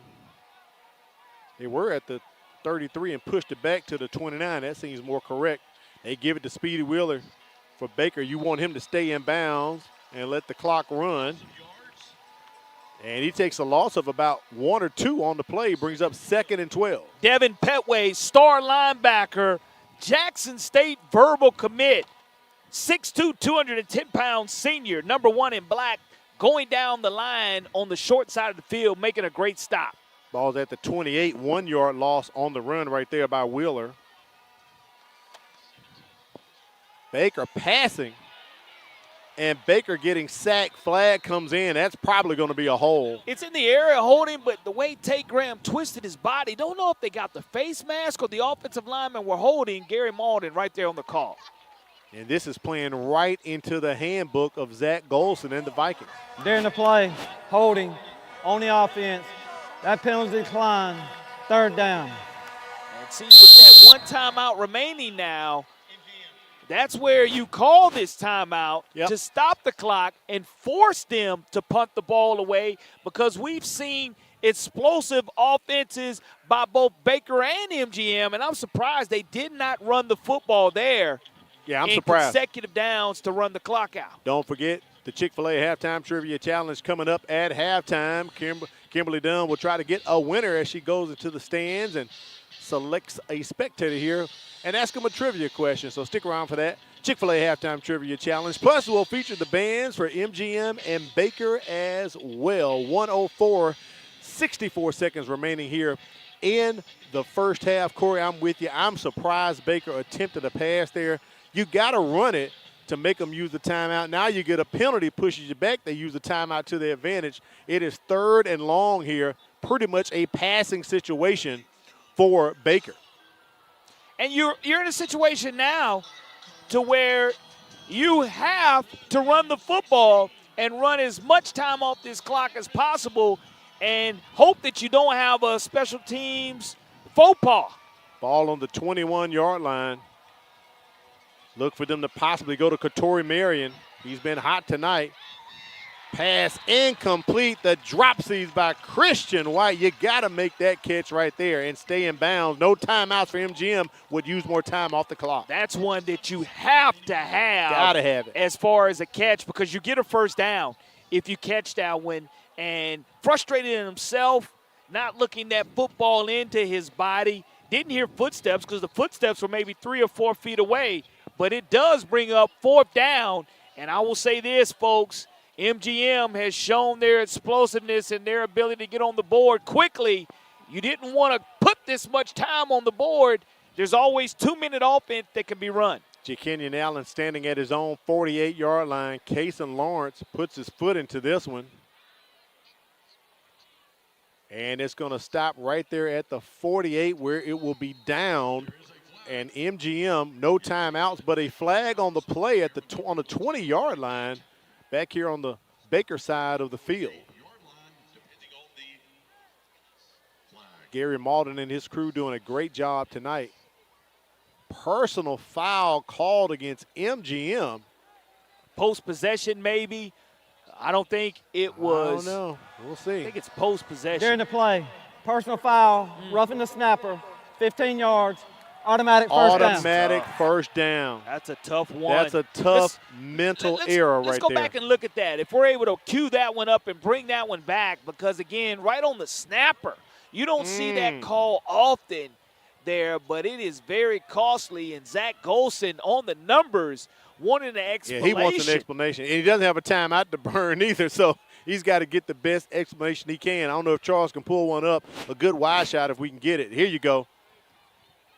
You can't make contact. That's what it is. You can't. And I don't know if he was trying to get out the way, Corey. You saw him kind of turn his body. So it could have been, unfortunately, incidental, but you can't do it. Quad receivers here to the near side as Baker gets life, 1st and 10 from their own 37-yard line. MGM bails them out. Trying to set up a lateral with the screen to Speedy Wheeler, and the only thing that's going to do is eat clock. That's what you want to do. You want to eat clock if you're both of these teams as we are getting ready to approach halftime in a very well-played first half of action between the Battle of West Mobile. 2nd down coming up. Baker takes a loss on the play, but for them, they don't have to burn any timeouts. They can pretty much let this clock run out. They don't even have to snap the ball, Corey, because the play clock hasn't even reset yet. Looking forward to see what the coaches have to say at halftime coming in here, as whether Kimberly Dunn talks to Eric Scott or Zach Golson. Timeout called by Baker with 7 seconds, so that's interesting. Eric Scott, maybe they're looking to do something, Corey. No, I don't think they're going to do anything. It's just a situation where you just want to make sure you have the correct personnel on the field, and I don't look for any trickeration with 7 seconds remaining with a 2-point lead. But at halftime, the adjustments that have to be made definitely have to be defensively, finding a way to bracket Couture Marion. Yeah. This so young far, man. 3 scores tonight. 3 scores on like 7 touches and 7 receptions, showing his blazing speed and showing why the Jaguars and Major Applewhite can't wait to see him sign with South Alabama. But also, if you're Baker, you've had those mental lapses and given up explosive plays. Correct. That's true. It's working both ways. You're right. So 7 seconds remaining. Ball on the 42-yard line. 36-yard line of Baker. Speedy Wheeler goes into motion. Maybe be looking for something over the middle. Couture Marion flashes right in front of Tate Graham. Incomplete. 3 seconds remain. 2nd down and 11 coming up. Well, another incomplete pass. This will be the last play of the half for Baker, and Tate Graham has done a phenomenal job commanding the offense, putting it where it needs to be for his wide receivers. A couple of drops by his wide receivers as well. I'm expecting a run right here, Corey. And Speedy Wheeler pretty much going to run it, gets tackled, taken out of bounds. No flags, no extracurriculars, and we're going to go to halftime here with Baker on top, 23-21. A barn burner has broken out. Scoring just taking place in the first and second quarter by both teams. Yeah, the difference when you look at this game is that safety right now. That's how we got to 23-21, and it was just an unfortuitous bounce by Menhennet with it slipping out of his hands. And because of that, we have a 2-point game, 1-possession game with MGM receiving the football to start the second half. Yeah, that's going to be huge. Couture Marion, Tate Graham, it's been their show tonight. Marion has scored on 3 receptions. We had one for 73 yards, one for 33 yards, and one for 39 yards. He's pretty much putting together a nice huddle for him, Corey. Yeah, explosive on offense. And, again, the Vikings have to regroup and find a way to stop those explosive plays. And Coach Scott has to find a way to get his team to tackle better and tackle in space as well. And penalties have proved to be a problem for MGM. So I know that's something Coach Golson will talk about cleaning up here in the second half as well. Only one turnover in the first half. It was a fumble early in the first quarter. MGM couldn't capitalize, but so far, Baker, they had an opportunity. Grissom almost had one, could have had a pick six. Yeah, 23-21, couldn't ask for a better first half. Let's check in with Kimberly Dunn. She's down on the field with Zach Golson. Coach Golson, so far tonight it has been Baker and then MGM responding. What are you going to do to make some adjustments coming into the second half of the game? We get the ball out of half, so that's good. That's a good way to start. They're making some plays. We knew that they were a good team, so expected them to, they're trying to win too. So, I think we're playing some good football in spots, and then at times we're missing tackles and, missing blocks, and got to get that fixed at halftime. Yeah. We talked about some of the things that you needed to make sure that you did well in tonight's game in order to get the win. Do you feel like they've done that so far? And if not, what adjustments are we going to make? Yeah, less penalties would be nice. And then, they've kind of got us in the field position battle a little bit in special teams, so don't like that. We haven't played bad, but, they definitely have better field position. They got the ball first, that's part of it. But, we're not playing bad. We just got to settle in and keep playing football. Absolutely. Thank you so much, Coach. I'll let you get with your team. Thank you, Kimberly. We do appreciate that. All right, we're going to take it down to the field. It is time for the performance from the Baker Marching Band, the pride of Baker on the field.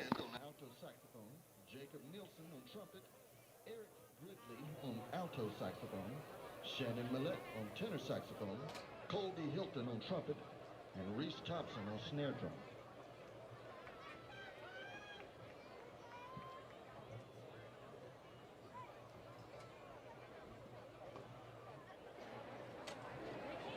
Drum majors, is your band ready? Yep.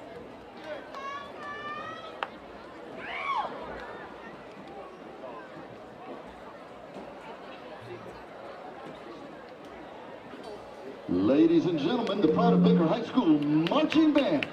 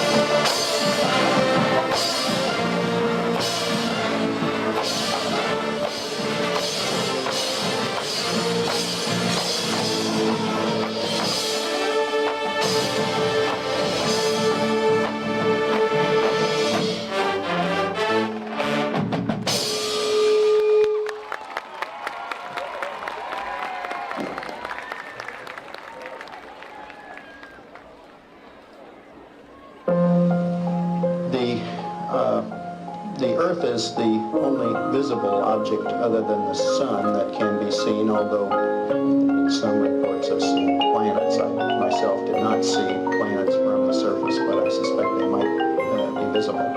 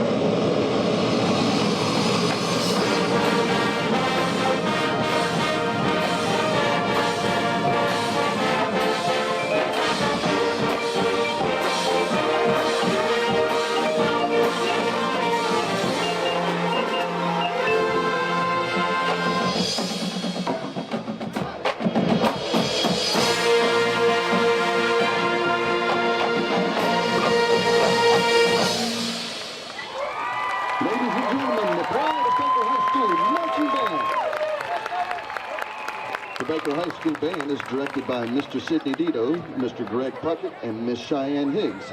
The color guard instructor is Leanne Harry. The dance team instructor is Kylie Williamson, and the percussion instructor is Colin Beasley. Sounds of the Pride of Baker Band doing a great job. Right now, let's check in with Kimberly Dunn. It is time for the Chick-fil-A Halftime Trivia Challenge. I've got two tiny Vikes here with me tonight. They got to cheer on the sidelines this evening, and they've agreed to do our Chick-fil-A Halftime Trivia Challenge. Are y'all ready for it tonight? Yes. All right, so tell me what your names are and where you go to school. My name's Hadley, and I go to school at J. Turner.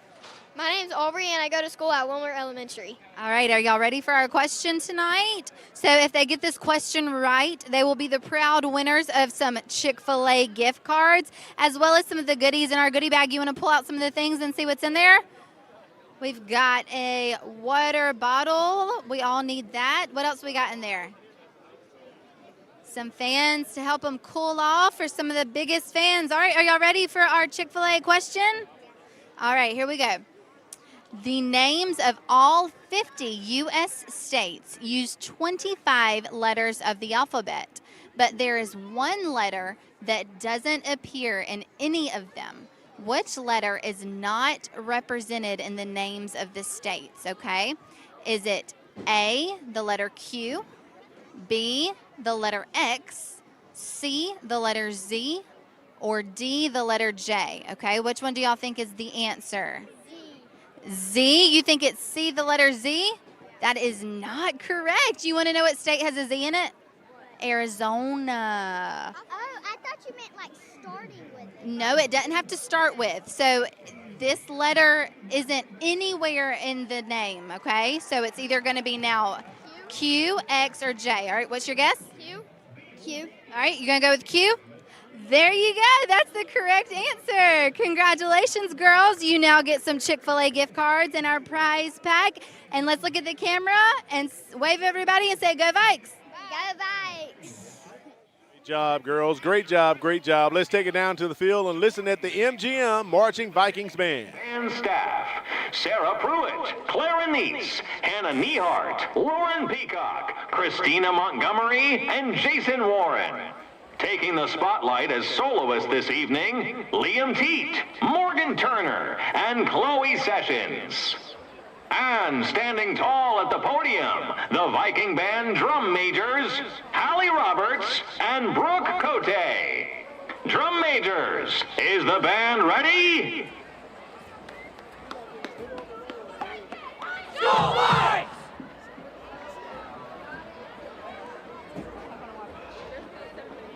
Ladies and gentlemen, please welcome once again the MG...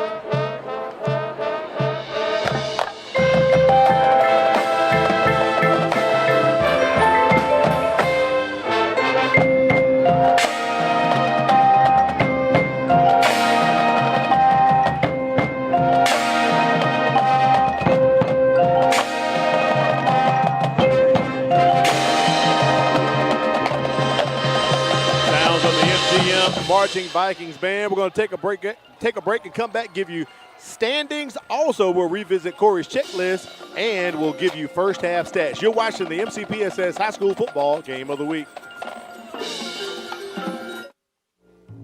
Hey Alexa, tell me about Mobile County Public Schools.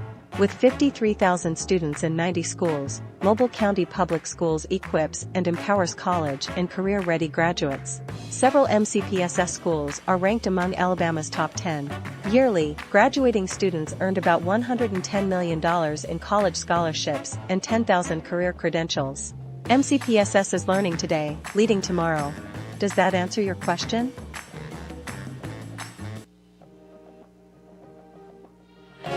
Halftime wrapping up here at ES Grider Stadium. Right now, let's take a look at the region standings we have in the area. We're going to start with 5A and work our way up to 6A and 7A. Corey, we know the big one is taking place at Ladd Stadium right now. Williamson on top 7-6 and a close one over Viger there at halftime.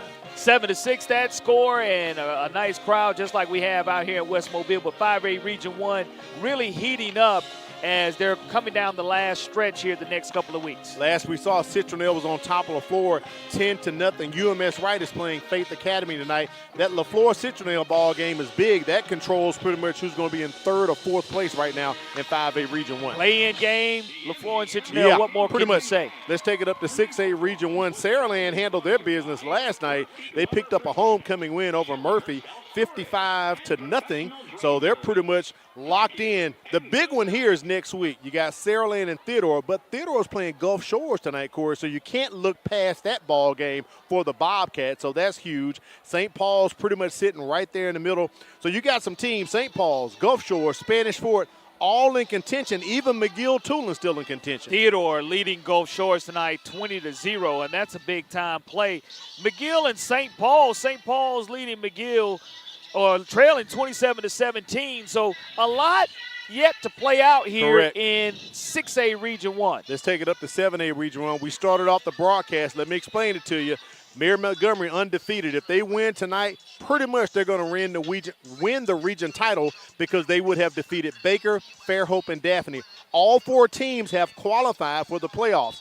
Davidson, Robertsdale, Foley, Bryant, they are out of it.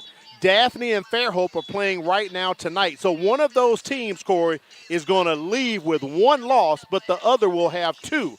So if Baker could win tonight, you would be looking at three teams at 5-1. No matter how you look at it, it's great to be a region champion without question. That's something to hold your head high about.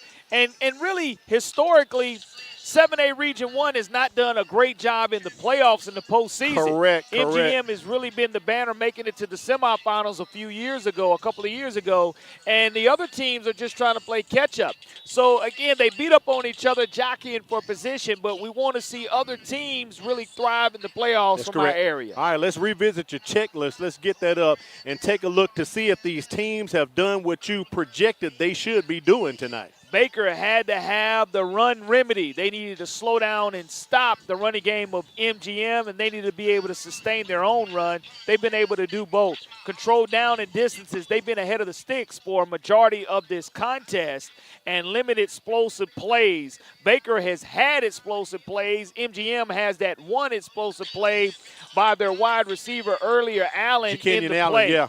MGM, Viking viciousness defensively, and we've seen them at times lay the lumber, but at times have struggled as well. Put syrup on the pancakes, and they were able to finish a critical drive here to end the first half right there at the 2-minute mark, and we'll see if they're able to do it as well. Play through emotions of penalties. Coach Golson talked about keeping the penalties down and being able to sustain and maintain here in the opening drive. The first 5 minutes are going to be critical in this game to start the third quarter. Speaking of penalties, let's put up the first half stats and see what these teams have done. We've seen a few personal fouls tonight. Let's go right to it. 6 penalties for 43 yards for MGM, 2 for 15 for Baker. But look at MGM, Corey, a very well-balanced attack. 135 on the ground, 106 in the air. No surprise, 170 for Baker. They're pretty much being the Tate Graham, Katori Marion show tonight. Yeah, just explosive offensive passing plays and chunk yardage, and that rushing yardage by MGM, 135. It used to be flipped for Zach Golson, You're where right. they had more You're right. passing yards than rushing yards. But again, Shondale Harris, he's a Jacksonville State verbal commit, along with his teammate Devin Petway. And again, Mr. Harris, playing quarterback a year ago, has been vital in this contest. So we'll see the big-time players make big-time plays. And we've seen the future in Katori Marion. We've also seen MGM be explosive with Jakenyon Allen. DJ Broughton, number 4 in black, has been silent tonight. He's done a great job blocking, but his number has not been called. I don't think he's even been targeted, Al. I don't believe so as well. For those who may not be aware of the impact that Zach Golson and the turnaround that he has done out here at MGM, since his arrival in 2022, I can't believe I'm actually reading this, the Vikings have defeated every current 7A team 3 years in a row. And if they beat Baker tonight, as we said, Corey, that will be 4 years in a row. But think about this. You are literally wiping out your entire region year after year after year. That's the impact and the turnaround that Zach Golson has done here with the Vikings team. It is unreal. Absolutely. And what you're seeing also is a situation for Zach Golson. The students already showed up and showed out when they were 0-10. They but did. Now the community has really rallied around week in and week out, having an opportunity here for MGM and their Viking fans to be extremely happy with everything that's going on. Our score 23-21, one turnover in the ball game committed by Baker early in the first quarter when they gave up a fumble, but now just up by 2, and MGM ready to receive this ball. Let's see if Eric Scott and his special teams crew may try to steal a possession here. They won the toss and they wanted the ball. And Lawrence just going to boom it. Taken by Jakenyon Allen. Let's check in with Kimberly Dunn, but hold on. We have flags on the play. Let's get a clarification on these flags before we check in. She had a chance to talk with Eric Scott before halftime wrapped up. Let's see what Gary Malden has to say here.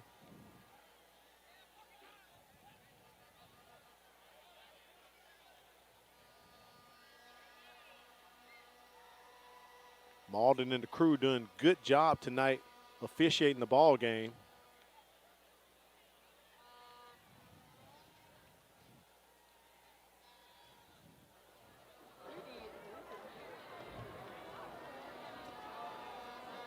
As they sort things out here.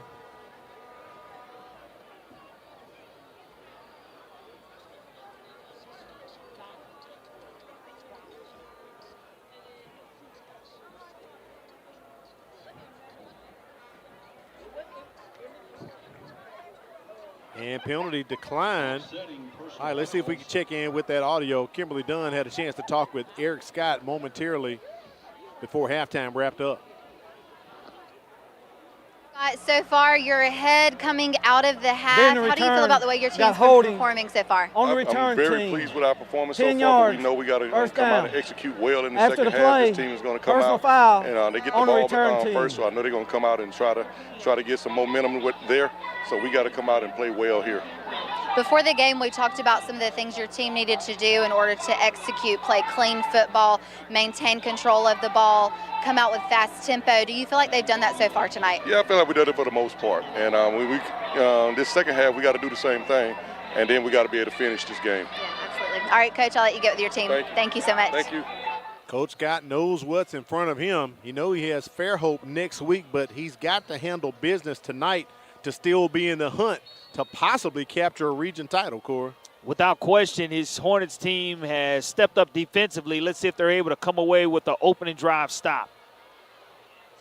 One of the Hornets loses his lid trying to tackle Cam Smith on the play. That's going to be our impact player, Ronald Reed, losing the lid, but he lost it as he was making the tackle. And because of it, Al, you know that you have to come out for one play. That's right. And I would run right at where he was lined up on the right side of that defensive line, and we'll see if they're able to get the running game going down here with Cam Smith. Play action. They fake it to Smith. Jeremy Minhennett, he's just going to run for the first down. Steps out of bounds right at the 31-yard line. Nice run by Jeremy Minhennett. Only his 13th really rushing attempt of the season. Only 48 yards. And on that 48 yards that he's totaled on the season, he probably got about 15 to 17 on that one rush. Yeah. 1st and 10 from the 30 for the Vikings. Hand off to Cam Smith. Boy, he's met right at the line of scrimmage. Caden Moore in there on the tackle, assisted by a few Hornets.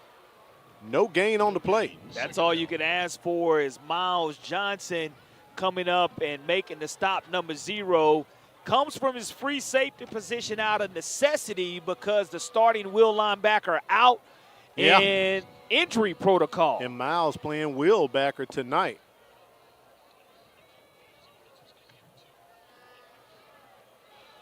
Pass complete to JaKenyon Allen. You better wrap him up quick.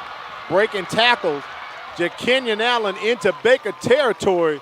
Nice pitch and catch right there from Minhennett to Allen. And now you start with tempo. You go right back to him. And again, Miles Johnson coming up along with free safety Carmelo Taylor. But he takes these little short hitches and short perimeter passes, and he has yards after catch, yak yards that are crazy. Double stack to the near side. Got a Wendy's triple stack at the top. They're going to go to Allen again on the screen. And he stretches out to the 30-yard line. Picks up about 8 on the play. Keandre Petway, the cornerback, 5'9", 160-pound senior with the stop. But you feed who's hot right now. And again, 2 is hot. You can look for 4 to get involved here blocking as well. Low snap, Minhennett tries to eat it. Does. Up the middle he goes. It was wide open. The sea was parted, and he took advantage of it. Nice quarterback play right there from Jeremy Minhennett. That's probably the most rushing yards he has on the season. Takes a low snap, makes a loss into a gain. Tristan Robinson, the rover safety, with the stop. But another positive drive to open up the second half here for the Vikings. 12-yard pickup for Minhennett off that low snap to him from the center.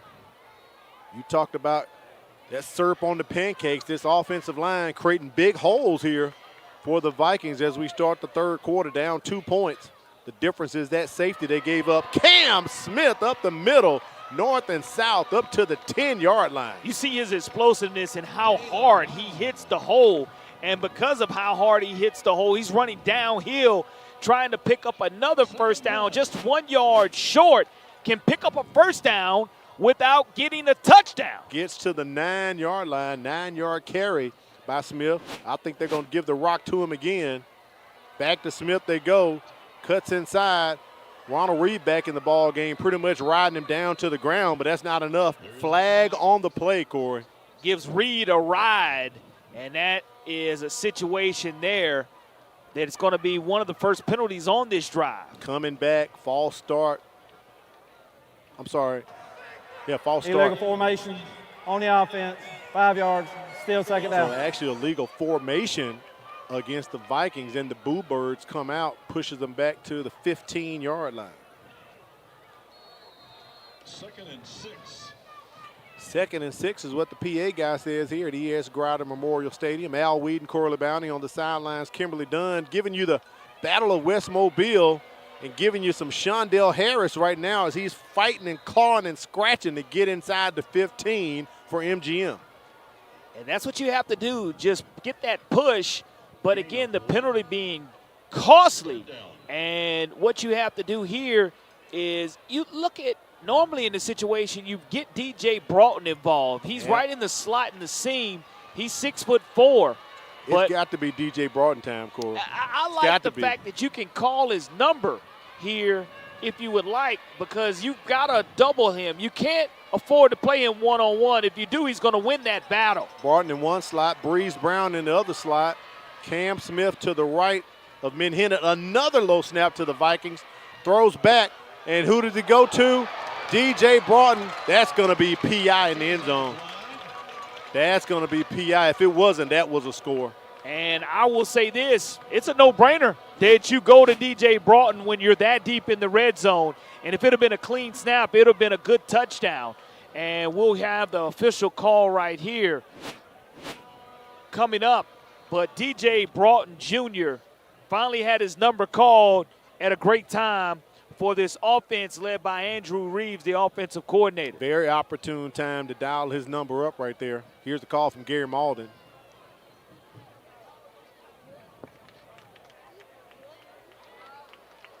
So 2 penalties called against MGM. Personal foul. Roughing the passer and pass interference. Wow.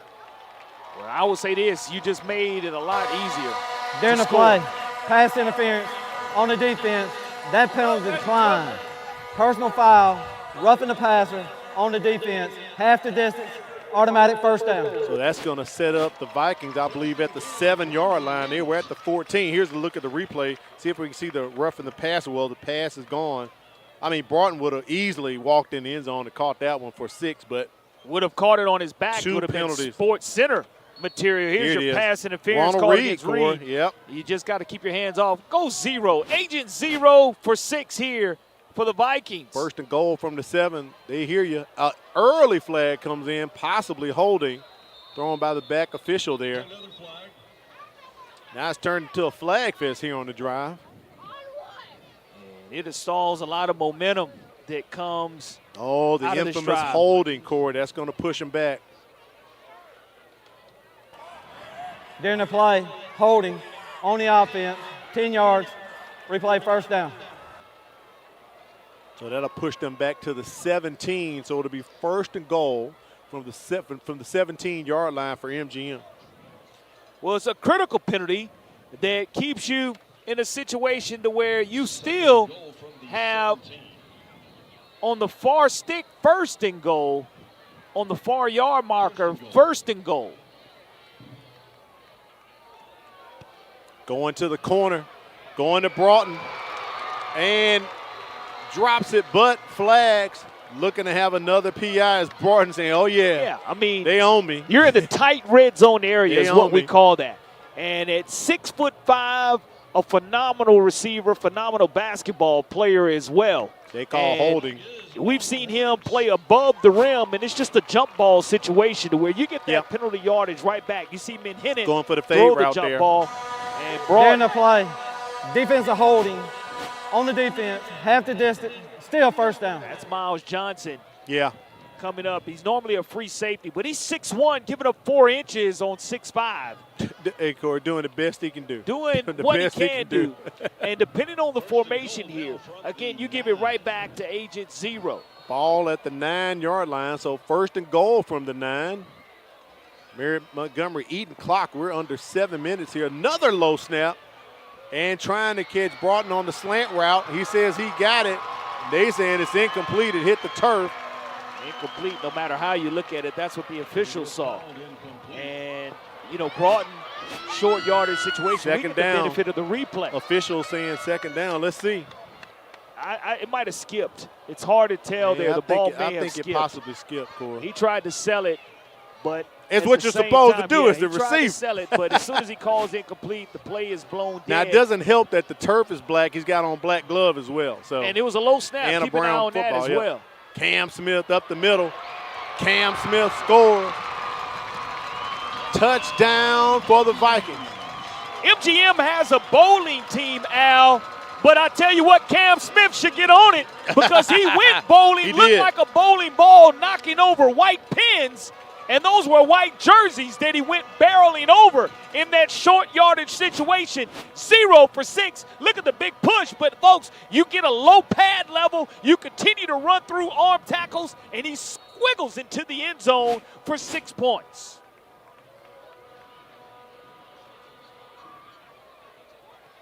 And the extra point is up and good. MGM with their first lead tonight on top of Baker, 28-23.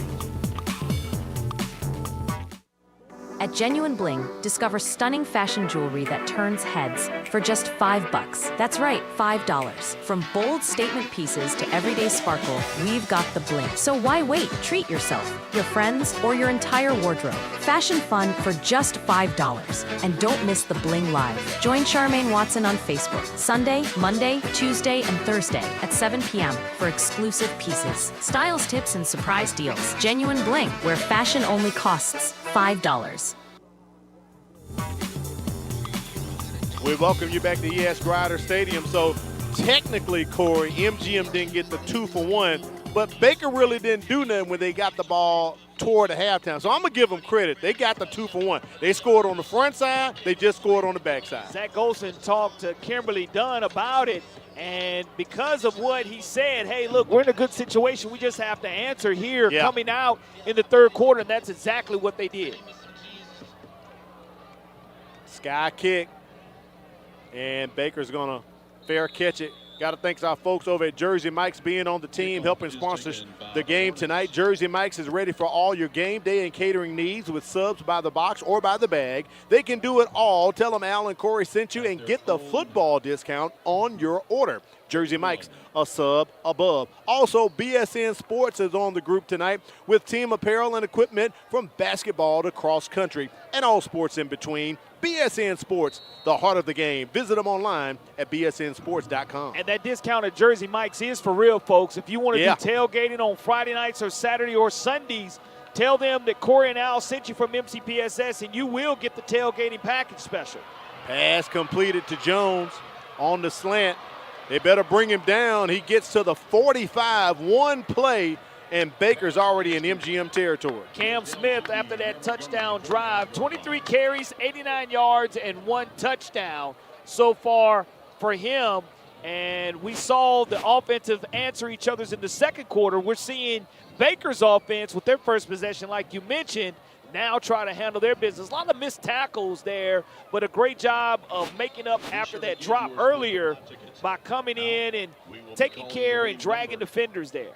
24-yard pickup right there by Jones. Officials timeout, and now I believe we are ready to play. Jones and Marion at the top. One receiver here on the near side, Christian White. Speedy Wheeler in the backfield. They give it to him. Boy, up the middle. He goes right through the B gap between the tackle and the guard.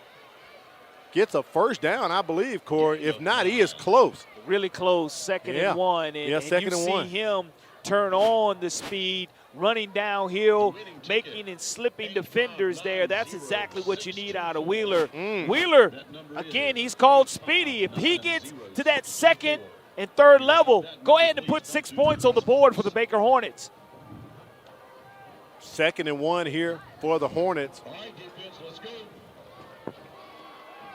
PA announcer calling for the Vikings defense to stand up.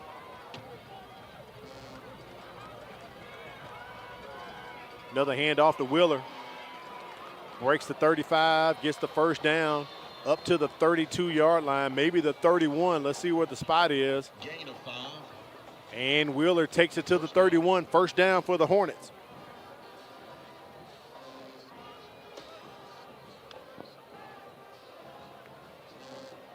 Graham looks to the sideline to get the offensive call from offensive coordinator Austin Barber.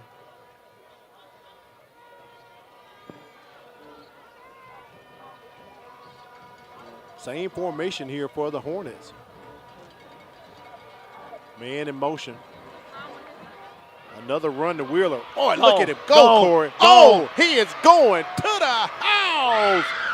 I just said he gets to the second level. 31-yard touchdown. Put 6 on the board. Yep, you just said it, Corey. You said it. You just know that this young man, you've seen it over and over and over again. Speedy Wheeler, beep, beep. He has arrived and made his presence felt. Number 0 in white, folks. He is very, very fast. Jalen Wheeler, speedy with his 10th rushing touchdown of the season. And the PAT is blocked. That may come back. Let's see how it plays out. Our score, 29-28. Mobile County parents, it's time to launch your little learner into success with the Mobile County Public Schools First Class Pre-K program. If your child turns 4 years old on or before September 1st, they qualify for this incredible opportunity. Online registration begins January 15th, so don't miss out. Visit MCPSS.com for more information and a complete listing of pre-K sites, screening and selection information. The MCPSS First Class Pre-K program, where big dreams start small. As the game unfolds, we will see how that block extra point may come into play. Our lead, not 30-28, just 1 point differential, 29-28, Corey. Jalen Speedy Wheeler, 9 carries, 83 yards, 1 touchdown, averaging 9 yards a carry. Matt Moore, our statistician, on top of things up here atop the press box. Fine job Matt Moore is doing, and China Powell hooking us up with the numbers tonight. Lawrence booms it deep. Jakenyon Allen with the return from the 8. And they're going to tackle Allen at about the 27-yard line. So let's see what is going to happen. MGM comes out with their first possession in the second half. They score a touchdown. Baker gets the ball, their first possession in the second half. They score a touchdown. 29-28 is our score. Corey, I think there are still some more points out on this field tonight. Absolutely. We knew we had the fireworks before the game, and now we're having fireworks during the game for sure. Red Tahoe needs to be moved. Ball spotted at the 28. 1st and 10 here for the Vikings. They bring Devin Petway back into the ball game. They'll credit him with maybe 2 yards on the run, bring up 2nd and 8 for MGM. Well, I will say that it's very important now for MGM. They came out, punched Baker in the mouth to open up the second half.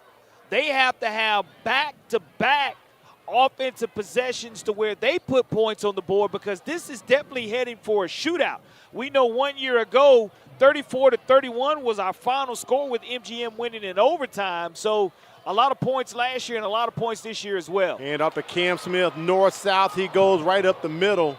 Brought down right at the 40-yard line. Fumbled and got his own fumble back in his own chest. Very fortunate. Watch it pop out of his chest and pop right back into his hands. He going downhill, pop head on helmet, and he's able to secure it. He picks up the first down. So that is another fortuitous bounce and Corey, that we've seen in this game. We could hear the relief from the Vikings crowd. Oh. Below us, wow. 1st and 10 from the 40 for MGM. 10-yard run right there by Cam Smith. Back to Smith they go, right up the middle. Picks up 3 or 4 on the play. I will say this, that when you have that near fumble, you're going to hold on to that pigskin even tighter now. Yeah. So yeah. I would be willing to bet that Cam Smith will not fumble the football again for the duration of this contest. Pistol formation here for the Vikings. Back to Smith they go. He tries to break it out wide, and he'll be tackled for a loss.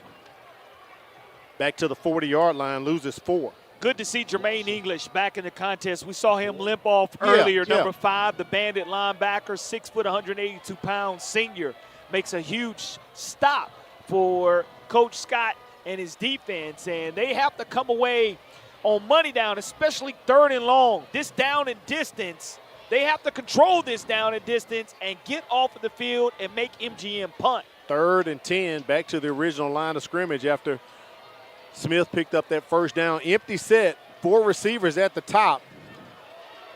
Looking for Jakenyon Allen. Overthrows him, no flags on the play.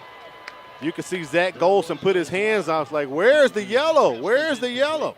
And he had 6, just threw it a little bit too far for Allen. Take a look at the replay, yep. And that's hard to do, folks. Allen is a burner. He has jets on him and just about 3 yards. As you say, Corey, just a little too much of the Dijon mustard there. A little bit too much. A little bit too much of the mustard. 4th and 10, so it's a punt situation. Here comes Shondell Harris. They are on the near hash here, so we'll see how his rugby style comes. He's straight away. Right-footed, yep, and kicks it straight down the middle. Smart for Baker to stay away from it. And it's going to be down. Coming up, we'll have the game of the week, brain buster between the 3rd and the 4th quarter. Almost there, 1:49 remaining here in the 3rd quarter. Both teams have scored, but right now, here's a critical juncture. Baker's defense held. They got off the field, like you said, Corey. Some other scores from around the area. Citronelle leading the floor 17-7 in the 4th quarter. And Theodore leading Gulf Shores now 20-14. Blunt leading Baldwin County 20-17, and McGill leading St. Paul's 34-17. UMS all over Alberta 34-0, and Williamson and Viger 7-6. 1st and 10 for the Hornets from their own 28. Wheeler with another carry. And Devin Petway, number 1 in black, coming away with another stop, and we have an injured Viking on the field. See if we can get a number on him.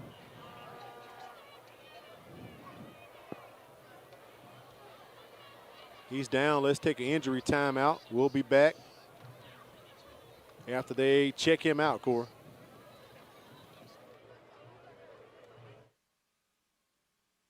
As a student in the Mobile County Public Schools, there are a few things I've come to expect. One is a quality education, and the other is a quality lunch. Not only are our school meals well balanced, meeting all federal nutritional standards, but they also have less fat, fewer calories, and they taste really good. Oh, and I forgot to mention, our school lunches contain whole wheat, grains, fruits, and vegetables to give me the energy and brain power to get me through the day. Keemon Vale, the injured Viking, plays defensive end, so he'll have to come out. Glad that he's able to come off on his own power. Baker up to the 35-yard line. 2nd and 3 coming up for the Hornets. Back to Speedy Wheeler they go. Speedy Wheeler over the 50, doing that spin move again, Corey. Continuing to run, churn all night long. Speedy Wheeler gets him into deep Viking territory. DJ Collier, the corner for MGM, just wasn't able to come away with a tackle. And Speedy hitting the circle button for the 2nd consecutive time tonight. Number 0 hitting circle, and yards after contact by Speedy Wheeler. Once he gets to the perimeter or gets between guard and tackle, 2nd and 3rd level, it's amazing. 33-yard run by Wheeler right there. Play action to him. I don't know if that pass got batted down or not, intended for Christian White. Brings up 2nd down for the Hornets. One name we haven't called so far for Baker, Katori Marion here in the second half. And it has been the Speedy Wheeler show. Your 2 playmakers offensively, Wheeler and Marion, have showed up. And it's a 1-point game here as we get ready to conclude the 3rd quarter of action. 2nd and 10 from the 31. Wheeler picking his hole, taking his time. Gets up to the 27 of MGM. Caleb Morris on the stop for the Vikings. The 6'4", 255-pound senior verbally committed to Mississippi State. And we'll have a timeout to talk to Zach Golson. A sideline warning issued against the Vikings. Actually, ball at the 26, a little closer to the 26 than the 27. So we'll see it's right there. 3rd down, big down right here coming up for the Hornets with 40 seconds, under 40 seconds, and the clock ticking. Money down here. This is where you get all of Sims behind you to make as much noise and have a true home field advantage. Gavin Wood comes into the backfield. 5. Split to the right. I go Tate Graham. Corey saying it's Katori Marion time. It is. And it is. And it's enough for the 1st down as Marion is up to the 20. Baker playing tempo. 13 seconds, tick, I like tick, this tick. NASCAR look. This NASCAR look. And right I think here they're going to before let it the run quarter. out, Corey. Yeah, they're going to let it run out. Graham walking to the sideline knowing that he doesn't need to snap it again. So at the end of 3, we've got a tight one. It's a 1-point lead in the Battle of West Mobile, 29-28. All right, let's get up our Game of the Week Brain Buster. See what our question is this week for you, Corey. All right, here we go. MGM has 2 10-win seasons. Let me start over. MGM has 2 10-win seasons in program history, while Baker has never had a 10-win season. Name the Baker coaches who won 9 games in a season. And, Corey, we have started the second quarter. There's no multiple choice. All right, no problem there. 29-28 our score with the Brain Buster coming our way. 9 games in the season. MGM has 2 10-win seasons in program history, while Baker has never had a 10-win season. But name the Baker coaches who won 9 games in a season. We'll reveal that answer later on during the fourth quarter.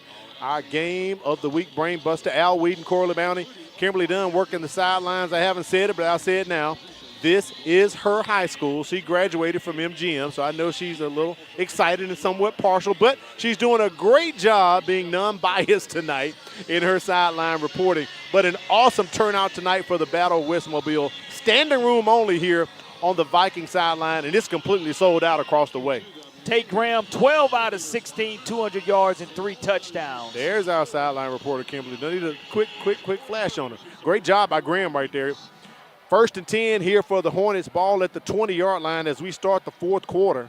It's pretty much been Speedy Wheeler here in the third quarter, now going into the fourth. Little pop pass right there by Graham. Going to bring up second down. Katori Marion picks up a couple. Second down, ball is at the 18-yard line. So Marion picks up 2 on the carry. Well, actually on the reception, technically. Ball at the 18, officially inside of the red zone of MGM. Tight ball game here. 3 receivers to the top for the Hornets. Gavin Wood getting some action. They're going to split him out as well. Now 4 receivers at the top. Empty set. No one back to protect Graham. What do they do on the slant? They go to Josh Jones. He throws it behind him. 3rd down for the Hornets. Well, money down coming up. And because it's money down, again, both crowd and fan bases are going nuts. And it's a 1-point game, Al, here early in the fourth quarter in Sims, Alabama. And I just can't wait to see the type of fantastic finish that we're going to see here in the Battle of West Mobile. Speedy Wheeler not on the field right now. They fake it to Gavin Wood, set up the screen to Katori Marion, and he is trapped right there, stopped just beyond the line of scrimmage. Picks up 1, 4th down for the Hornets from the 17-yard line. Inside tunnel screen that was denied. It's a great play call, but even better tackle by defensive back Carson Hedrick. And he just read that perfectly, Al. And in a 1-score game, you're looking at your field goal kicker, who is 0 out of 2, Kason Lawrence on the season. 0 out of 2, period. Let's check in with Kimberly Dunn on the sidelines. What you got, Kim? Both of these coaches tonight said that they knew that this was going to be a 4-quarter game. They said this game is not going to be won in 1 quarter. It's going to take the entirety. And then Coach Scott also talked about the noise. We've mentioned it several times tonight, but he said he and his team have been prepared for that. He said he knew there was going to be a lot of ruckus tonight, and so his players are not letting that shake them when it comes to the plays they are making on the field. You're right about that, Kimberly. It has been very noisy all night long. I don't know what those things were called at the World Cup, the Zula Zoos or whatever, but man, it's been going all night, Corey. I think I may be in my dreams tonight when I go to bed. It's like a prolonged air horn. right. That we've heard all game long. Yeah, definitely. Say that again, Quentin, my executive producer in my ear. Baby Zillas. Yeah, whatever. I can't spell it. But I can hear it. All right, they're going for it. As you said, Lawrence is 0 for 2 in field goals, so it is 4th down Baker has to get to the 10-yard line to pick up a first down. 5 and 2, your playmakers here. Graham with time. Connects with Katori Marion. Look how he took his time, brought it in right at the 5-yard line. They threw the out pattern, and they get the first down. Yeah, great job of just running to the sticks and sitting down by Marion. You go to Marion, who is the future, and he knows where the sticks are. He just sits down in front of the stick, makes sure he secures the football, and secures first and goal to go. It's going to be the biggest 4 downs of this contest. We saw a year ago the way the MGM and Baker went back and forth, back and forth. Another fantastic finish. Blaine Clausell, Baker High School graduate, let me know another fantastic finish in the Battle of West Mobile's coming. First and goal from the 5. Katori Marion in the backfield. Katori Marion up to the 2-yard line with the carry. Second down and goal coming up for Baker. They're going to spot him at the 1. And Jalen Rogers, Dominique Robinson, Isaac Rogers, Easton McCurchie, and Isaac Clark are going to have to get the push here on the goal line for these 2 downs. You're right, Corey. Marion gets to the 1. You know, Tate Graham is the quarterback playing in shotgun position. Now, we've seen Wildcat packages called a year ago for Jalen Wheeler and also for Katori Marion. So you just have to be aware here. Gavin Wood in the backfield with Graham. Baker trying not to get too cute, keep it simple. They give it to Wood. Boy, he's eating up right at the line of scrimmage. A flag on the play. Let's see if it was a false start or offsides against either one of these teams. Elijah Anderson with his 27th rush of the contest, or the game, the season rather. And Anderson, he's the bigger back. He's 6'1", bigger than Wheeler. During the play, illegal formation on the offense, 5 yards, replay 3rd down. So that'll push him back to the 6. I think it's 2nd down. Gary Malden said 3rd down. Correction, 2nd down. I think he heard me talking to him. Yeah, Cora. he did. I mean, we were right there on top of, they just got that fresh set on 1st and goal, but you see them there trending in the wrong direction. And they keep the bigger back, Anderson, in the backfield, but it's 5-0 time here. 5 is who you keep an eye on. Graham with time. They flush him out, and he just throws it away. It's going to be 3rd down, 3rd and 6 coming up here for the Hornets. Actually, 3rd and goal from the 6, rather, as they take Wood out of the game.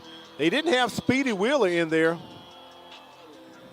Just got a score update. At Last Stadium, Viger 12, Williamson 7 in that 5A Region 1 battle. Whoever wins that game is going to get the 5A Region 1 title. They are, and 7A Region 1 title is going to come out of this game if MGM wins it as Pretty much. well. Now Speedy Wheeler in the game. 3rd and goal from the 6. Across the middle, Katori Marion, and he's hit into the end zone. He was at the 1. The tackle pushed him into the end zone. Look at the execution offensively. You had Speedy Wheeler on a wheel route. They were so concerned about the wheel route that they didn't find Marion. Marion continues to look into the future. Look at going into his 2nd and 3rd read and stretching out was Marion for his 4th touchdown of the night. And no question about who our career tech player of the game is leaning to tonight for certain. Low snap. The last PAT was blocked, but this one is good. And Baker extends their lead 36-28. All right, let's put up our answer to the game of the week brain buster. We got a little break, little time right here. 8:46 remaining in the ball game. All right, the question was for the game of the week brain buster. MGM has 2 10-win seasons in program history, while Baker has never had a 10-win season. Name the Baker coaches who won 9 games in a season. All right, Corey, what you got? My guy Juan Johnson here a year ago, historic season, postseason play included. Okay. And the legendary Hall of Famer, Jack French. French. Got this thing turned around for the Hornets program. Let's get the answers. So you're going with Juan Johnson and Jack French. Yeah. All right, and our answers are 2014, Jack French, and last year, Juan Johnson. Corey, here's your +1. I think you could do simple math. An entire decade between 9 wins for Baker. Yeah, and that's just where the 10 culture years. has been for Baker and MGM. Both teams had fallen on tough times and now are seeing greater and better things for their programs. Devin Petway and Shondell Harris back to receive this kickoff. Boy, Lawrence booms it into the end zone for a touchback. He laid into that one. That's his 12th touchback of the season and comes at an opportune time. All right, MGM has 80 yards to answer back, down 36-28. Well, we've seen answer for answer, and you start looking ahead to see Zach Golson do the same thing that was done a year ago and gamble on 4th down and 4th and goal in overtime and coming down to the last play in overtime a year ago. Same type of fantastic finish. Menhinnitt doesn't need to force the football here. Just be confident knowing where 4 is. Bunch set here to the left. Wow, Menhinnitt once again throws that lateral to Jakenyon Allen. I swear it looked like it was going behind him, Corey. He's got to watch that, man. Yeah, he's got to be careful in that Look at this situation replay for here. sure. Pass is complete. Gets it up to the 23-yard line. 3-yard pickup on the completion to Allen. MGM down 1 possession right now in the ball game. Under 9 minutes to play. As you said a moment ago, up for grabs. If MGM can wrap this game up, they'll probably wrap up the region title. They play Davidson next week, and then they're on a bye for the last week of the season. Trip receivers to the top. And a run right there by Devin Petway crosses the 25 up to the 26-yard line. Theodore Roberts, shoestring tackle from his Sam linebacker position, kept a first down from occurring. And Coach Golson and his offensive coordinator, Andrew Reeves, being deliberate here. And again, Menhinnitt can get it out faster to his blazing speed, but the running downhill is what I'm used to seeing by MGM. Big play, 3rd and 4. Low snap, Menhinnitt trying to do something with it, and the Hornets shut him down. They sting on 3rd down. We have seen low snaps all night We sure have. long. Yep. By the MGM Vikings, and it disrupts your timing and rhythm, and you have 14 sitting there coming hard on the pressure, making a great play for the Baker Hornets. Caden Moore from his defensive end. He is 220-pound junior. Corey, I went old school. That was 4 Mississippi right there, man. That's too long, brother. That's too long. And again, you just have to have a clean quarterback center exchange to give your offense a chance. Shondell Harris with this rugby-style kick, kicking away from Tristan Robinson, and he's going to stay away from it. Nice roll for Harris and the Vikings as they get it up to the 34. Quick check-in on that Viger-Williamson game. Our producer tells me 14-7. Sounds like the Wolves got a safety. It was 12-7 a while ago, so now 14-7. They went for two, okay. And they got the 2-point conversion Gotcha. there. 14-7 the score down at Ladd. Right now, the Hornets faithful starting to feel it. 36-28, 6:53 remaining in the ball game, and now they have the ball back on their own 34-yard line. I will say this, that the treat that we're looking at, it's not Halloween yet, but we're getting tricks, we're getting treats early here in the Battle of West Mobile, and Baker trying to add to their lead, Al. Man in motion. Oh, the tip drill almost paid off for Devin Petway, but he could not bring in the moon pie. Football is a game of fortuitous bounces like I talked about earlier, and that one could have been huge and been Tate Graham's first interception of the game. Just not able to come away with it, but it stops the clock with plenty of time remaining here, 6:49 in the fourth quarter. A pass intended for Christian White. Let's go defense. Speedy Wheeler in the backfield. Cam Moody goes into motion. They give it to Wheeler. And the Vikings give it to him, only picks up 1 yard. 3rd and 9 coming up here for the Hornets. Gerard Grissom. Correction, that's going to be the other number 7, Jordan Winchester, the jack linebacker for MGM, making that stop. And we've talked about which play is the biggest. It's always the next one, offensively and defensively. Yeah. But if you want to take this crowd out of it, take a little air out of this Viking faithful, you do so by converting here on 3rd and long. Line to gain is the 44-yard line. Big play right here. Katori Marion in the slot. And we have a flag on the play. I saw the Baker line, offensive line, starting to shift to their right.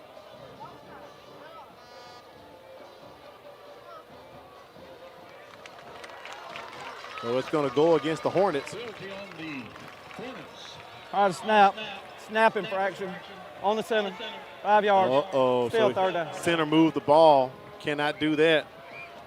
Pushes Now, Baker back to the 30-yard line. Yeah, that's a costly penalty for the Hornets. And flipping the field off of Shondale Harris's punt. And now a stout defense has all of the Sims faithful behind them. Baker 14 yards away from picking up a 1st down. Speedy Wheeler's jersey looks like it's torn. He's going to provide some blocking. No, they set up the screen to Wheeler. He's got a block. 1 more block. 2 guys to beat. Speedy Wheeler. I think he's right at the stick, Corey. He does have the 1st down. I believe he is right at the 44-yard line where the official is standing. If he is, that's a 1st down. And it's a great job by Speedy, just Here's having the replay. yards after contact. Watch 0, folks. He's going to have a break tackle, Wow. missed tackle. He's going to be hit here and hit the circle button again and continue to push forward past the stick. Yep. So on 3rd and long, it becomes deflating for these Vikings fans with 5:38 remaining. They get it. And getting a 1st and 10. Fresh set of downs. Wheeler out there doing his best Earl Campbell impersonation with the tearaway jersey. Half the jersey ripped up on the right side. Timeout. We have a flag on the play. I see a timeout first. Timeout. Delay of game. Timeout first. On the offense. They call it delay of first. game. No, it's timeout first. They're going to talk. It's going to be a timeout granted first. And Trust here comes the official coming to Chris Malden. Because if he granted the timeout, you Gary can't do the Malden. flag. Gary Malden's going foul. to have a timeout. There it is. Baker. So Timeout. Eric Scott got the timeout just in time as the play clock was about to run out here at 5:38 remaining in the ball game. Take a look at the flag football champions from the small division. Congratulations to Callaway Smith as they picked up a title in the middle school division of flag football in the small division, so congratulations to them. And also in the large division, we have a champion as well, Causey. So the ladies winning in flag football and the fellas winning in football in the large division. So the Tigers are just happy all across the board. So congratulations out to Causey Middle School. Corey, the largest middle school in the state of Alabama, winning flag football and large division titles. It's hard to do, but they were able to do it. Yeah. And Baker, so far, Causey's their feeder school. They're feeding off of this offense, 37 plays to MGM's 50 plays. Wow. And up right now by 8. It's a 1-possession ball game. Toss out to Speedy Wheeler. 5 yards, 6 yards as he falls on his bottom right at the 49-yard line of MGM. Short side of the field, good job of staying in bounds as the clock. Very now is smart. gonna Very stay good probably, observation, Corey. Run to close to 5 minutes. He could have avoided the hit there, but he didn't. He just went ahead and stayed in bounds and knew that I need the clock to continue to run. I need somebody to bring me a fish plate or a wing plate up here. That grease is the still grease is going, still brother. going. Man, Yes. we're in the fourth quarter. They do it big out here. See him. My Lord. Wheeler offset. Tate Graham was not ready for the snap, so what does he do? I'm just going to run straight ahead. Gets Picks 2 up yards. 2 yards on the play. Did his best Tom Brady impersonation. Oh, my goodness. It's going to be a 3rd and 3. Yeah, that could have been disaster for the Hornets. He was not ready for that snap.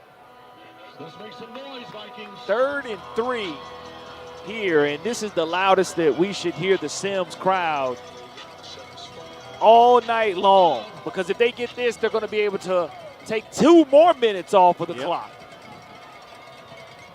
Scoreboard has Baker with 1 timeout. MGM with their full complement of timeout. Toss it to Wheeler. He's going to get the first down plus some more and stays in bounds, Corey.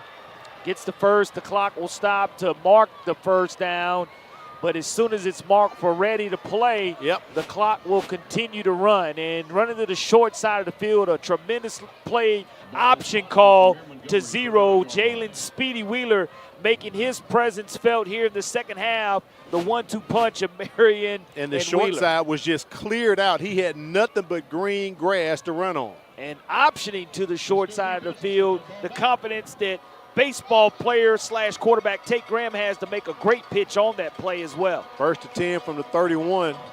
They fake the pop pass to Katori Marion, and Wheeler busts out, and Wheeler's going to take it to the house, but there is a flag back here on the 34-yard line. It may be coming back, Corey. He's wheeling and dealing, but there is a piece of laundry. And he's out of gas right now. They're calling for the trainers. Wheeling and dealing. The officials are conferencing. Holding his shoulder, Corey. That's a touchdown for Knott there. Yep. He dove into that end zone trying to score. That could be costly, especially at a shoulder. But watch this move, the patience. On the offense, 5 yards. And watch him stretch and dive out at the end, thinking he had 6, hitting that right shoulder. He landed right on that shoulder. Knowing that hurt right shoulder. And we have a new score here against Williamson and Viger as well. It's 14-14. Tight one down there at Ladd. Ball now pushed back to the 36-yard line. 1st and 15 coming up here for the Hornets. As Wheeler's going to go out, they're going to have to bring in his backup, Gavin Wood. Lined up to the left. Marion goes into motion. Wide open and dropped right in the hands of Christian White.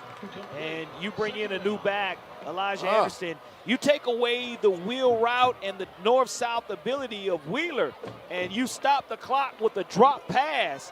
And that's huge when you start looking at it.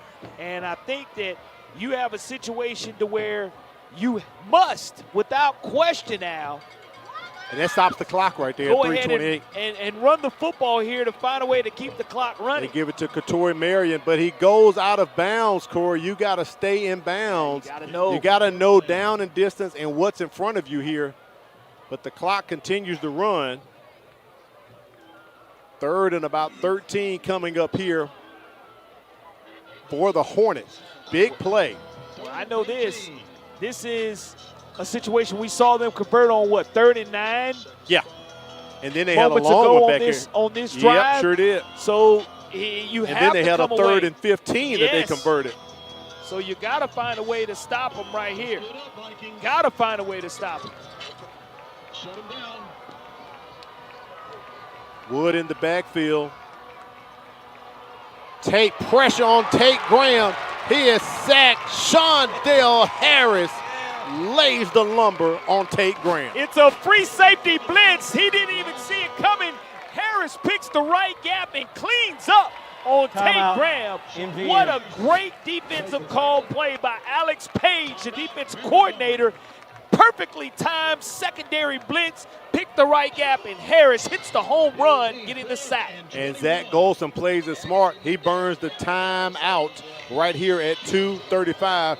All right, let's take a look at who were some of the Crichton Optimist Club award winners this week on the Players of the Week. I see my man Braden Patterson right there, but you got a few more in there, Corey, with you. Yeah, absolutely. You have Braden Patterson and Eric Griffin, both from MGM. You also have Cam Smith there on the far left. And you also have a Davidson Warrior and a Williamson Lion. So it was a clean sweep for the MCPSS school system in our Crichton Optimist Club award banquet this past Wednesday. Huge right there for the school system. Smart move by Zach Golson to call the timeout right there to save some time, down one possession. at 2:35 remaining in the ball game. Huge safety blitz pays off for the Vikings from Shondell Harris. And Harris goes back, Jakenyon Allen setting up at his 15-yard line to receive this punt. The pressure's on MGM, though, Al, because they have to score and convert too. That is correct. Snap, the kick from Lawrence, keeps it in bounds. And it bounces out. Let's see where they're going to spot it at. 13, I believe, at the 13-yard line. And you think about this, Al, when you have lost 3 in a row to your biggest rivalry. Right. You're on the road. You lost in heartbreaking fashion in overtime a year ago. This is playing out very similar to what we saw 1 year ago. And speaking of being at home, since Zach Golson arrived in 2022, the Vikings are 15-3 at home. Their last regular season home loss was against Fairhope in 2022. So Baker trying to break that 3-game losing streak, but also trying to break this home regular season winning streak of the Vikings. That's almost going into 3 years now. That's exactly what we're about to see here. Let's see if they can put together a close to 88-yard drive. And off to Jakenyon Allen. He's outside the numbers and steps out of bounds around the 25-yard line. No flags on the play. Clock does stop. It'll be an 87-yard drive to try to get a chance for a 2-point conversion, and it is not necessarily a 2-minute drill, but you do have 2:19 remaining, a little shade of 2:30 left to where you have a chance to run the way they were before the half and coming out to start the third quarter. And you don't want to leave too much time on the clock for Eric Scott and the Hornets, too, so you got to be very judgmental about this possession. Play clock approaching 10 seconds. Empty set for Menhinnitt back there by himself. Pass intercepted. Intercepted by Baker. It's a pick 6. Oh, my goodness. Miles Johnson filling in for the Will linebacker tonight. And the Hornet faithful go crazy. And rightfully so. He just read the eyes of Menhinnitt. He's a true free safety by trade. That's true. He drops back into coverage, and Menhinnitt eyes his wide receiver, and Miles Johnson jumps the route. Watch Menhinnitt's eyes. He's looking exactly where we wanted to throw it to. And because of it, Miles Johnson, number 0, who plays free safety, scores the biggest touchdown of his career here at Baker. The 6'1", 180-pound junior changes the momentum of this game. And Corey, let's go back earlier in the ball game when Gerard Grisham almost had a pick 6 as well against Menhinnitt. But from the injury tonight to Alex Hawthorne, who's out in concussion protocol, Champ Campbell moves over to play Mike, and they move up Miles Johnson to play Will. But as you said, he's a natural free safety. He broke the route and took it to the house for the Hornets. Yeah, I mean, it's just a great defensive job. It's what a defensive back does by trade. Correct. Not a linebacker, but a defensive back. And that's why he was able to catch the football the way he was, too, because you're playing defensive back for a reason, meaning you're not a natural wide receiver. Right. Because you see a lot of defensive backs just drop things that hits them right in their hands. He secured this, took it to the house for 6, and the score. Tate Graham with the hold. Case and Lawrence on for the extra point. This could make it a 2-possession ball game here with 2:12 remaining. Baker out of timeouts. MGM with 2. Extra point is up and good. We're going to take a break. Baker cashes in the insurance policy right here. And now the pressure's really on MGM.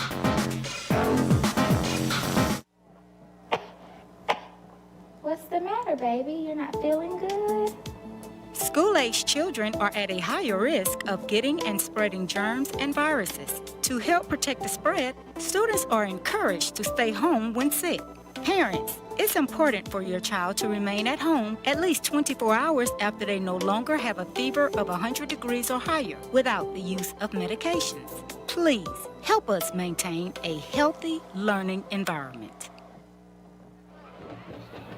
Corey, I have been calling ball games for the MCPSSTV network for about 12 years. I've done a few of these Baker MGM games. and I am not surprised. They literally almost always come down to the last quarter and the last few plays. I have seen Baker rip MGM's throat on the last play of a game several times, and right now you can hear a pin drop here on the Viking sideline. First-year coach Eric Scott trying to do what a lot of people have not been able to do in their inaugural game against this West Mobile rival, and that one goes into the back of the another end zone. touchback for Lawrence. So you really are in your 2-minute drill now. Yep. You're at 2:12 remaining. You have to go 80 yards and then get an onside kick. But I'll tell you this, I have seen stranger things happen here in Sims, Alabama a couple of years ago in an opening round playoff game for Zach Golson en route to that semifinal run. They made some special plays. So, again, we have seen some MGM magic happening out here in Sims. Even though it's a different team, you work on this 2-minute drill and your onside kicks all the time. 1st and 10 from the 20 for the Vikings. Menhennet across the middle. Little hook and lateral from DJ Broughton to Cam Smith. I'm sorry, that's Shondell Harris. That 0 and 8 has been working me all night. The hook and lateral pays off. They get it to the 34-yard line. You got to get it creative at this point in the ball game. Yeah, that's what you want to do, and that you save those type of plays for end-of-game situations, executed to perfection, and you get extra yardage out of that, and you also are in your hurry-up tempo 2-minute offense, and you have stopped the clock with 2:01 remaining.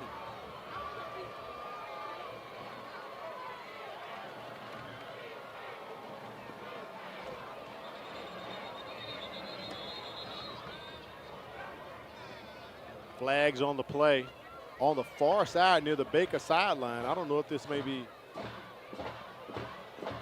sideline warning or. If it's a sideline warning, it's a penalty. Yep. For the snap. Offsides on the defense. Offsides against the Hornets. So that gives MGM 5 free yards. Yeah, we've already had sideline warnings against both squads. So the next one would be costly. But MGM on the drive here, 29-yard line of the Hornets. Cannot eye your receiver here. Look them away. 1st and 5, trip receivers to the top. Menhennet, they flush him out of the pocket. Pressure on. He releases it. Pass is caught. Allen. Jakenyon Allen at the 19-yard line. 10-yard pickup. First down. The chains move. And the clock's moving as well for MGM. 5-4. Find DJ Broughton Jr. here. Find a jump ball situation for him, but you have to hurry up. And he's in the slot. Tick, yep. Jakenyon Allen running here to the near side. Time just wasting here. I'm surprised at this Vikings offense. Go to Broughton. I'm jump ball to Broughton all day long. Menhennet zips it, goes to Broughton on the slant. Incomplete, a bit high. 2nd and 10, 1:23 remaining in the contest. It doesn't get better than this, Corey. Now that you've shown that you want to go to Broughton, what you do here is, because the clock stops with 1:23 remaining now, you go ahead and you get your offense set up again for Broughton. Because if he has one-on-one coverage, that's who you want to go to. And if you're not going to help him over the top, you're going to be in trouble. He's down here on the near side in trip formation. Menhennet looking to the left. DJ Broughton almost catches it on the tip drill to himself. That was good defense by Baker trying to break it up, but Broughton almost caught it as he was laying in the end zone. It would have been a Sports Center type catch, but what I want to do here, you've gone to your playmaker twice, and one more time to the well. I would look for Jakenyon Allen here, and you go ahead and you bunched him in the same formation, or you put Allen in motion and get the defender to follow him to find out whether he's in man-to-man or zone. But Allen or Broughton are definitely my prime targets here. Menhennet has to make sure that he puts it on the money, though. 4 down territory for the Vikings, down 2 scores. And Zach Golson calls a timeout. Timeout. That's his 2nd timeout. He should have 1 remaining after this. 1:16 in the ball game. Viger and Williamson look like they may be heading to overtime. They're Still Lad People Stadium, 14-14. And it looked like we may be heading to a possible overtime before we saw the pick six be the difference. But think about that early safety that really was a 2-point differential. So if you take 2 points away, you have a score of 40-28, right? And also you're in a situation to where the conversions are critical here for MGM, because if you score, you know, do you go ahead and go for two or kick the extra, no matter what. And what really comes into play is that blocked extra point, because now they're down 15, Corey. So they could score one, get 8, and then go get a touchdown, extra point. But you know, in this kind of situation, you want to get the win for the most part. But this is huge right here, 4-down territory, as I said. And the PA announcer just said it. Viger and Williams are going into overtime. Menhennet looking to the left, down the middle. Pass incomplete, bounces in and out off the chest plate, the breastplate of DJ Broughton Jr. with the drop. And that's something you don't see a lot of. If we're able to look at that I think again, it bounced right off his pads. It's something you don't see a lot of by a young man who was selected to play in the Alabama-Mississippi All-Star game. Watch where it hits him, folks. You won't get a better opportunity there for Broughton to bring that one in. And now the season, undefeated-wise, the home field regular season winning streak on the line here. Yep, here's the ball game. And possibly the region title for MGM at this point. 4th and 10, you got to get it. Ball's got to get to the 9-yard line. Pressure on Menhennet. He's sacked. Flag on the play, but Menhennet sacked. The pressure, Jermaine English, number 5. And if that's against MGM, it'll be victory formation. Holding called against the Vikings. Decline, ball over on downs. And the Hornets can taste victory. On the offense. That penalty decline. First down. And that's going to be the ball game with that sack by Jermaine English. Catches him right on the shoestrings. And you can see the Hornets coaches and everyone go wild. And rightfully so. I mean, a nice Gatorade bath. Oh, 1 week ago, a brother defeats a brother. Yep. But you don't think it gets any bigger than that for your Baker Hornet and Coach Scott. Well, he said 1 week later, it will and it can for this Hornets program. Juan Johnson, with the historic run 1 year ago, not able to come away with the region title. That's correct. But here, Baker has caused a log jam. Sure has. But the head-to-head over MGM is huge. Let's put up our Career Tech Education Player of the Game after this play. Tate Graham simply takes a knee, and we'll get it up right here for you.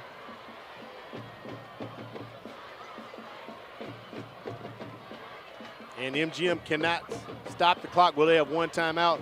Yeah, 2 guys tonight, Katori Marion, Tate Graham. It was pretty much the Tate Graham, Katori Marion show in the first half. Speedy Wheeler definitely showed himself in the second half. But what these 2 guys did tonight was unreal for Baker to end a 3-game losing streak and also in a winning streak that was going into 3 years regular home season here for MGM.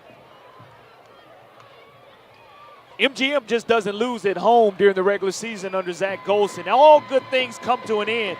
That Battle of West Mobile trophy, we're going back to Airport Boulevard. The confetti flies. Yep.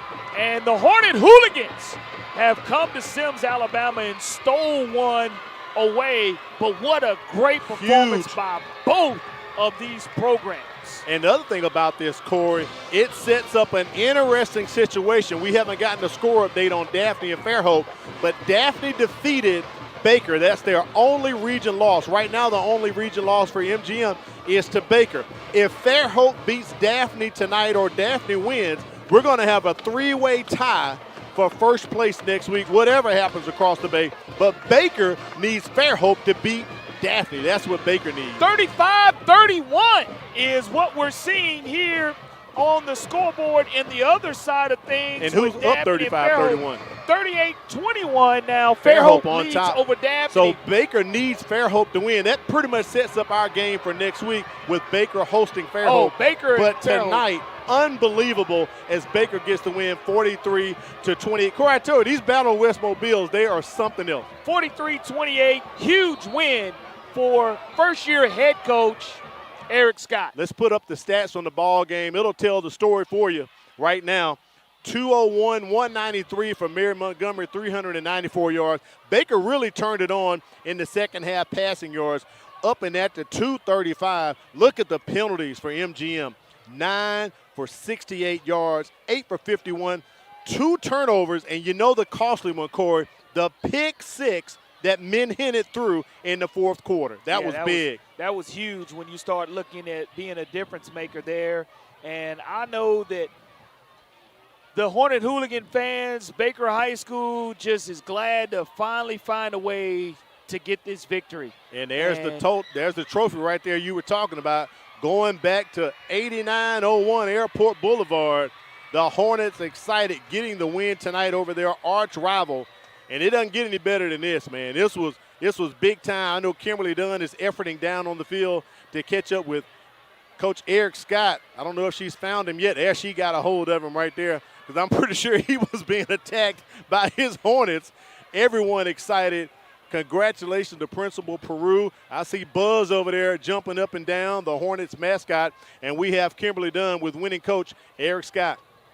Coach Scott, huge region win, huge rivalry win. What does this moment feel like? It feels great. Just proud of this organization, proud of these kids, proud of the coaches, proud of the community. Everybody really stepped up and did everything we asked of them this week, and can't be more proud of our administration. Everybody deserves a thanks in this. Yeah. Now looking forward to next week, you have another huge region matchup. Do you feel like tonight was a great preparation for that? I think so, but those program at Fairhope and Coach Carter and what they do over there, they're top notch, and we know we're going to have to prepare for them, and we're going to enjoy this about 24 hours, and then we'll get started. All right, Coach, I'll let you celebrate with your team. Congratulations. Thank you, Kimberly. We appreciate that. We just got word Fairhope defeats Daphne. So next week, it is going to be super huge. Possibly we could have a region champion coming out of this ball game. It's a three-way tie for first place. MGM plays Davidson next week. So join us at 6:50. Fairhope's coming across the pond to take on the Hornets. For Corley Bounty, Kimberly Dunn, our statisticians, Matt Moore, China Powell, the entire MCPSSTV crew, I'm Al Whedon, thanking you. The trophy goes back to Baker. They win the Battle of West Mobile.